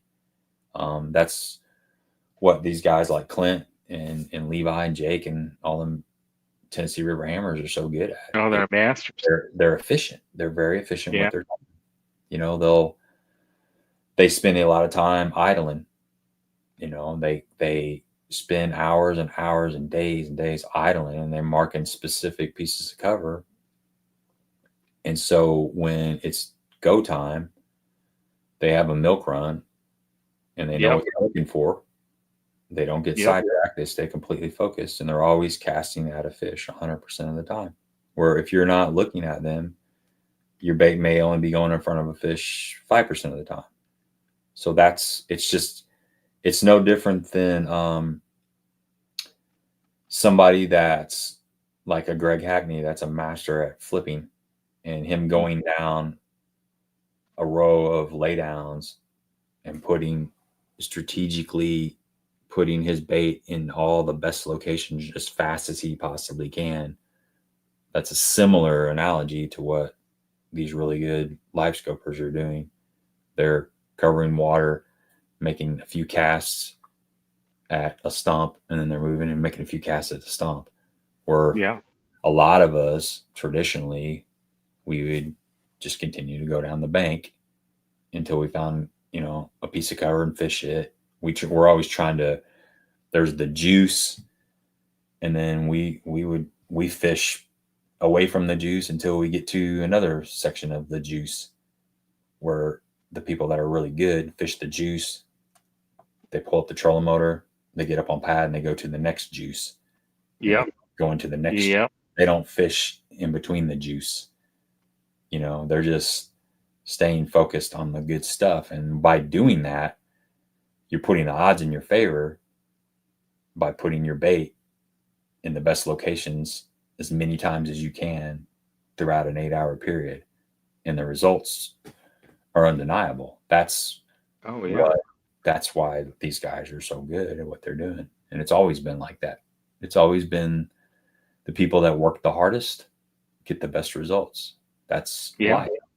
You know, just because you were good one time, and you've gotten a little bit more relaxed, I think that's something you see happening with these top tier professionals that are whining about a lot of this technology, is they don't have the time to go out on the water like they used to because they have more obligations. We all have families, we have spouses, we have sponsor obligations, we have just life. We may only have 10% of our available time to spend on the water, where somebody that is younger can spend 90% of their time on the water. They're going to learn faster. It's just about putting in the work. And I think that's just as much why this next crop of anglers is pushing the older crop out. They're doing the work. I mean, you have to. It's not going to give itself to you. You got to get out there and you got to figure it out, and you got to work hard. And that's just what it is. They've got the time. And then you throw in the high school, college fishing. When these guys, man, when they're like 22, they've already got 6 or 7 years of tournament fishing experience on different bodies of water throughout the different parts of the countries. And then you add social media, YouTube with new technology too. And then you throw the forward facing sonar, and then the 6 days a week, unlimited time to go out. They're gonna push it. That's just the way it is. Yeah. You can blame it on whatever, but if you don't put in the work, it ain't gonna happen. Oh, they don't jump in the boat. No, you got to get out there and learn. You know. I admire that, and it's like that with anything. You know, it's like that with any sport. The youth. It's just it's a constant rotation. It's just the way it is. You know, it's just the way it is. I mean, I really think if this is an interesting topic, but some of it is you gotta unlearn habits too. We learn certain ways that we've been successful in the past, and we duplicate those. We keep repeating those because they've been successful. Well, at some point they become less successful, but we're set in those ways, and we're not willing to learn a different way of doing things. And that's human nature. Most people aren't willing to give up what got them. It's kind of like you go on a lake that you know really good. It's so hard to run past a spot that you've caught fish on in the past. You're I was like, going to bring that up earlier. We were talking about that. Similar. It's like fishing history, because that's what's got you success. And I think we're all guilty of that. We've learned to catch fish a certain way, and it's hard to completely throw that out the door. You don't have to throw that out the door, but you have to adapt a little bit. And I think that's part of the reason that some of these household names have been having problems keeping up. But I also think if those, let's just say Gerald Swindle, let's say Gerald Swindle's 20 years old, he's got no kids, no wife, and he's got live scope. Well, he was already kicking everybody's butt when he was 20 anyway. But what I'm saying is, if you put these people that are complaining about this in the same scenario, they would be dominating too, because they have the time. They have the time to put in, which I think that's one of the biggest problems is they just don't have the time, or the they're on their way out. They're on a couple of years left before they retire. They did good for themselves. They've had a great career and stuff. But I didn't mean Swindle as he's one of the people that's been chirping, but there's some of these guys have been chirping about bad mouthing some of these younger anglers. Right. It's really not fair. I've told people, sometimes people make comments on a video about live scope and stuff. I can fish with or without it. I like both. I like both ways. I heard I think it was Wesley Strader. He made a really insightful comment on a BPT. He said, I already know how to catch them flipping. I already know how to catch them whining and chatterbait. I've been doing that for 30 years. I don't know how to catch them with live scope. So that's brand new to me. That's a fun way to go out and learn. It's a different way. It's exciting again. So I've been spending time, not just because I'm getting my butt kicked by people using it, but I think it's interesting. It's a new way. It's exciting. It's almost like it's a brand new way to fish, and it's fun again. I mean, I already know how to do all this other stuff. So why would I keep doing all this other stuff when I already know how to do it? It's like, I mean, and when you put it like that, I'm like, that kind of makes sense. I kind of get that. Yeah, I think he said that at Red Crest, right? Wasn't that when he was like in second, right behind Dustin, right? I think. Yeah, I thought that's a good perspective to think about it. And it's it's like learning a new technique of some sort. I already know how to catch them on a chatterbait, but maybe I don't know how to catch them on a crankbait in grass. So I'm going to throw a crankbait, and you can go 100 different ways with this, but I think it boils down to putting in the effort and the time, and that's why these anglers have gotten so good, is because they've put in the time. And it's I think it's disrespectful to just say it's because they've got some piece of technology that adds that aids it.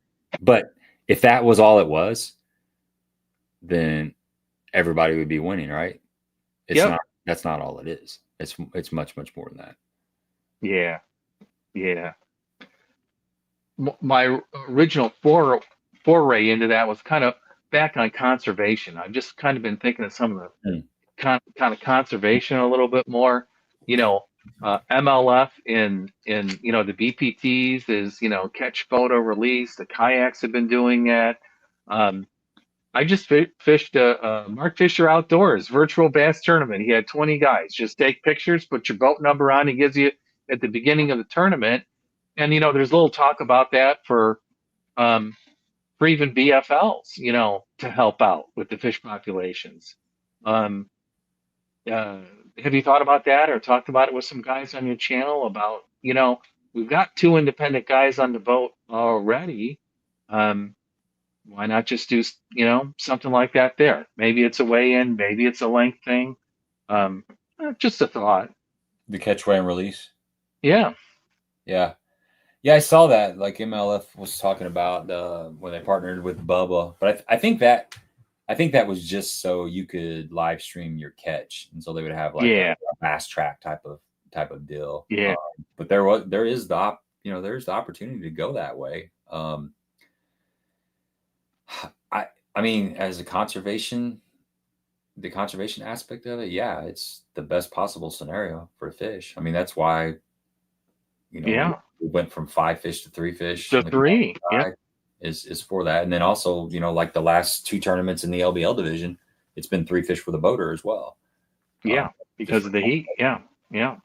So that's the best case scenario. I think, man, we've got a tradition of watching a weigh-in. I think that's the downside of Major League Fishing. I like the BPT, but man, you don't get that weigh-in. You don't get that crowd interaction. They're doing things to make it better. Like they've had some meet and greet stuff, but there's still something about pulling those fish out of your live well and putting them in a bag and making that walk, and then the weigh master and whatever 14 pounds walking across the stage. Exactly. Yeah. I mean, it's something that you can't really replace that, but is it more valuable to protect the resource and give up that feeling of walking across the stage, or do we keep it that way? I mean, that's really the question, because I don't think there's no doubt that is better on the fish, just catching them, weighing them, and releasing them. I'd like to fish a 1.5 pound minimum tournament. I think that'd be a blast to because you think about there's a lot of 14.5 inch fish at Kentucky Lake that weigh 1.5 pounds. There's a lot of 13.5 inch fish. I've caught them all. Yeah, there's a lot more. Exactly. Yeah. It'd be fun to be able to weigh some of those fish and just get a cumulative. Total. I think it's going to be a problem with. There's a cheating aspect of it, it'd be very minimal. I would like to think. I mean, I think it'd be a very small percentage of people that would cheat, because there's always the risk of a co-angler and a boater having a good day. Yeah. Working something out between the two of them, splitting the money, or they happen to know each other. The more you fish a division, I haven't drawn the same boater really, but if you've been fishing the LBL division, the BFLs for 10 years, and maybe you're a little bit of a shady dude or whatever, and you're really in it for the money, you could draw the same boater a couple times, or you draw a boater and you build a relationship with that person over the next couple of years, and then you draw him again. There could be a cheating element that happens. Yeah. It's one thing the ideal situation is you get a computer generated draw, you jump in a boat with the guy, you don't know this guy, he doesn't know you, so you keep each other honest. But there's always a possibility that you're going to draw somebody that you already know. And then if you're the kind of person that likes to play in the gray, and you guys both catch, he catches 21 pounds, right? And then he's got a top 5 sack. Well, he catches another 17 pounds and he starts throwing them your way and say, hey, we'll just split it. Yeah. Yeah. That could happen, Yeah. You don't have a referee. Now they're talking about putting a can, having a static camera in the boat that would keep that. But God, I don't know, man. You just never know. People can use stuff. So but for the conservation side of it, yeah. I mean, that's the way to go. I think it's kind of a no-brainer. Just catching them right there, throwing them right back. That's for the fish for sure. Yeah. Hey, I just looked up. I can't believe, man, we blew through our time period. It's already 10 o'clock. I know you probably got to get up early. We could talk fishing forever here. Yeah, we did a 2.5 hour live stream. Yeah, I think we hit most all the questions. Really appreciate you coming on. It's been really cool. Any kind of final thoughts here to share with everybody? I think Brad's comment is very insightful. They do need new bags. I don't think I've ever got a Oh, I bag. didn't see that one. Yeah. Oh my God. Yeah. They've been Always leaking for squirting back. years.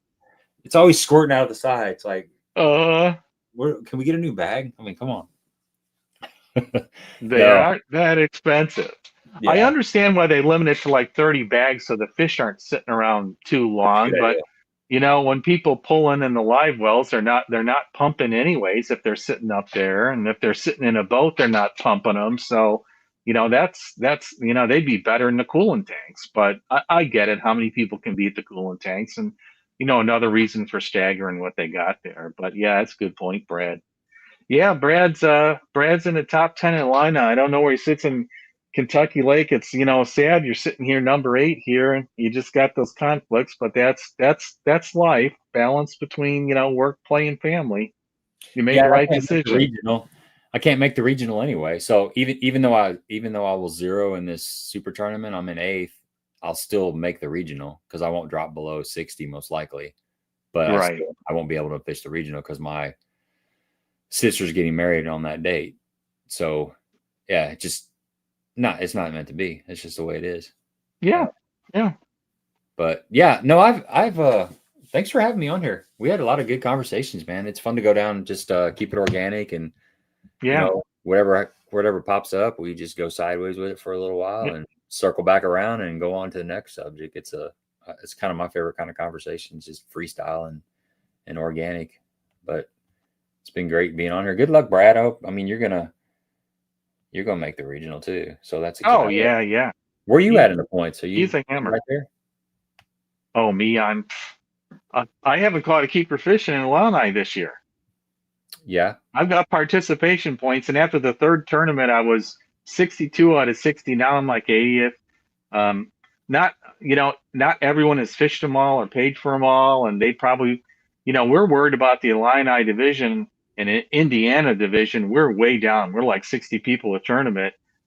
We're like, are they going to have to converge divisions or something? Because it's just been going down every year, and we don't. We that could be a whole show by itself here, but participation is down, kind of across the board, really bad in these divisions. But that's just the ebb and flow of it. I'm calling it my slump year, like baseball players, right?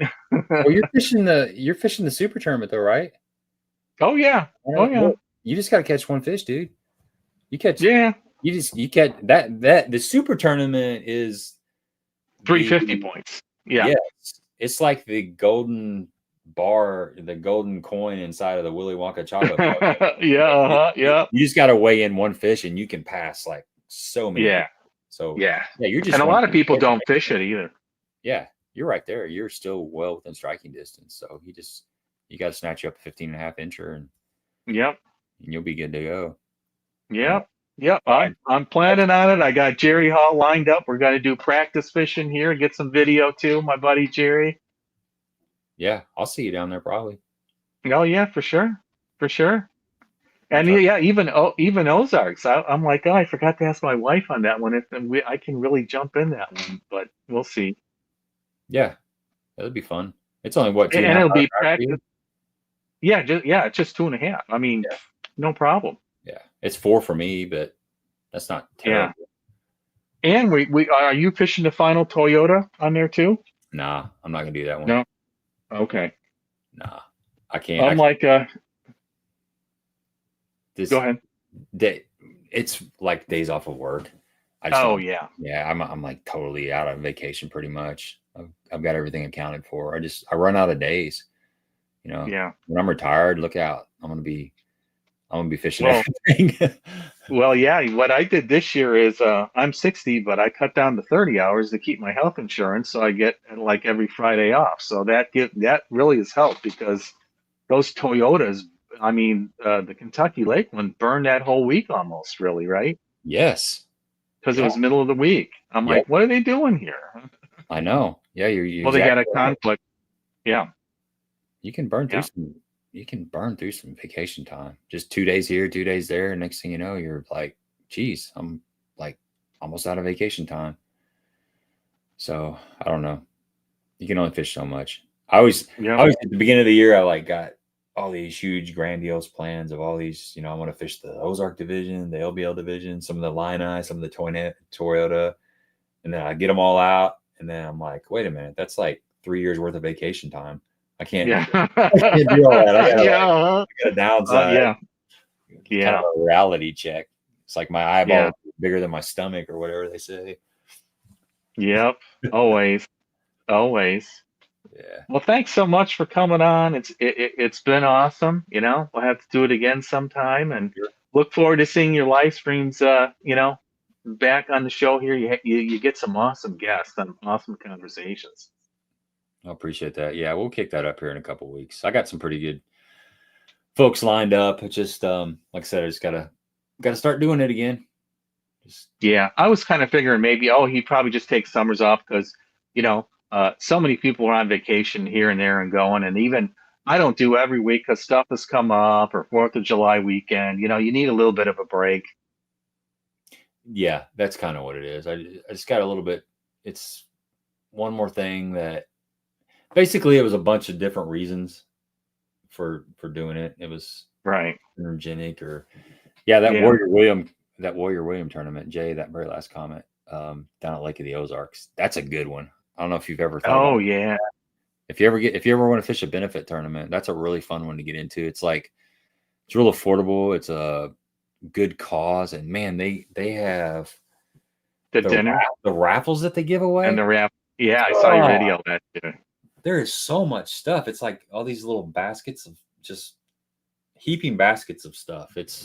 They really turn out, man. They got great sponsors. The food is phenomenal. The camaraderie. It's like a big club tournament kind of. You kind of get that feeling when you go down there. It's like Right. more about. Hey Jay, what is that date? Why don't you put the date on here or contact so people can see it? Yeah. That's an October thing, or I know it's Yeah. later in the year. I remember. It's October something. I'm not sure. Jay will pop it in here in a minute. But man, anybody on here that's thinking about fishing a benefit tournament in the fall, it is fun. It is fun. You get well fed, and like I said, it's just a bunch of guys and gals that are coming together for a cause. It's not really cutthroat or anything. It's you just hang out, fish, and have a good time. It's pretty cool. I'm looking forward to it. I'm gonna fish it with my buddy Mike again, and it's always a good time for a good cause. Yeah, I haven't seen Mike on your video for a while. I think he said maybe he had some health stuff, but he's doing better. That's good to hear. Yeah, no Mike's no health stuff. He actually it's funny, we had a long conversation about live scope. He just got live scope on his boat this year, and he's been spending this year learning. So instead of entering tournaments where you can't really focus because there's too much pressure to catch fish, he's smart move. Some time to learn that, and he'll start fishing next year. Yeah, it looks like October 11th. October 11th. It's a Sunday derby, I believe. Pre-tournament the 10th. Yeah, there you go, everybody. Yeah, I think that's how that works out. You want to remind everyone what the benefit is for? Yeah, it's for Rhett's syndrome. Yeah, the tournament's on Saturday, so the pre-tournament meeting's on a Friday. Yeah, Rhett's syndrome it's I'm not sure about the numbers, how many children it affects, but the guy that organized the tournament, he lost a son to Rhett's, and that's the Warrior William tournament, and he put this benefit together, and a lot of I think all the proceeds go towards the Rhett Syndrome Foundation, giving back for just for research and supporting families that are going through that, helping the cause, and looking for some sort of a cure or some sort of innovations or something just to help folks that have a loved one that's suffering from that. And that, that's another cool thing about that tournament is, Billy gets up there and talks, and like last year there was another family who had, actually there was, I think, two families that had children that had Rhett's, So they get up there and they give their testimonial. It's a real heartfelt deal. I mean, you get to see the family going through this, and you can see how it affects them. And it's just a good time. I think the entry fee is $200. Brad was asking. So it's a team tournament. Yeah, $200 for a 2-man team, so $100 a man, basically. Yeah, and you know, like Mike always says, if you don't win, so what? It goes to a great cause, and Exactly. you're Yeah. you get fed. Like they feed you the dinner the night before the tournament, and then after the tournament they have another dinner, and it's not like bologna sandwiches and potato chips. It's like legit. You will get stuffed, and it's really really good. And they provide adult beverages, soda. I think last year it was. I don't know. I should know because I ate so much that I was sick to my stomach. It was so good. I couldn't myself off, man. I couldn't throw in the towel, and it was good food. And then, like I said, they have giveaways, just random boat draw giveaway stuff. I think like they gave away a bunch of rods and stuff, and then the raffles. You can get involved in all these raffles, and there's like I don't know how many thousands of dollars of stuff that they got from sponsors. Sponsors donate good stuff because it's a cause, right? Yeah.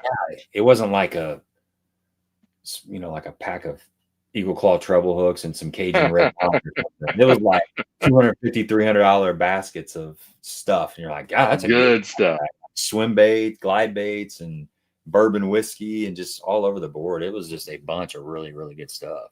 So bottom line, you pay $200, and if you don't win, it's going for a good cause. You're going to get fed really well, and you're going to have the opportunity to take on some pretty good swag. So it's kind of a no-brainer. And I think you do get a free bag. Speaking of free swag, I think they do give you a bag full of just goodies, some baits from some of the local companies down there, and koozie cup, and it's great, man. I highly highly recommend it. Yeah, and that's at Lake of the Ozarks. Right? It's Lake of the Ozarks. I believe it's out of Red Oak. That's where it's been the last several years. Yeah, it's a really cool feeling. My band did a cancer benefit and a couple other benefits, and you think it's cool, and then you do it, and you just really get a really good feeling, when you do it. It's hard to explain. It's really cool. Yeah, you're right. It's like it just feels like you were involved in something that was bigger than you, and yeah, you leave feeling refreshed. Yeah. Feel like you were around a lot of really good people, and you were supporting something that was really making a difference in the world. And that's the reason you should show up. Yeah, Red Oak Resort. Same place. It's a good time. Yeah. Well worth it. Yeah. Awesome.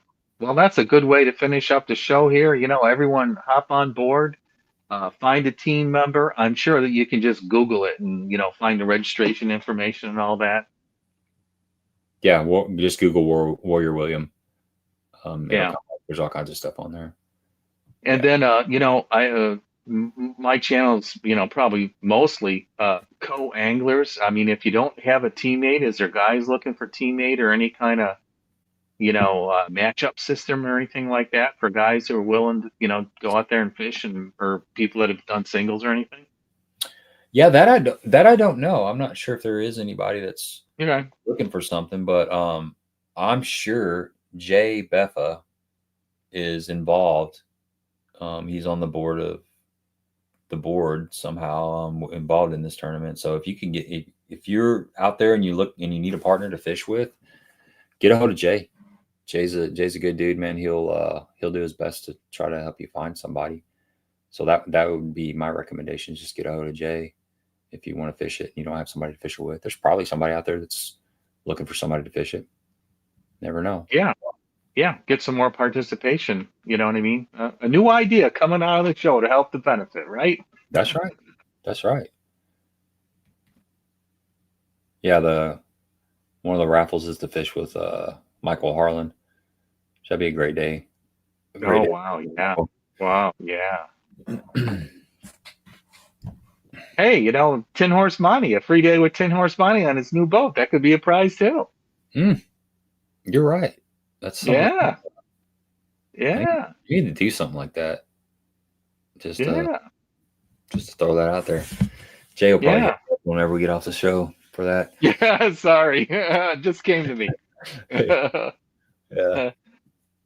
All right, everybody. Thanks so much here. It's been an awesome show. Special thanks to Tin Horse Monty here, Gabe coming on. Thanks so much. It was so cool to talk with you today here and, kind of just shoot the breeze and go down those rabbit holes. I enjoyed it, man. Thanks for having me on, and hopefully we'll do it again sometime down the road. Yeah, sounds good. All right, everybody. Thanks for coming on board. Please check out that Wounded William Warrior tournament. That could be really cool. And till next time, the tagline, keep your lines tight. Good night, everybody. See you. Thanks. Peace.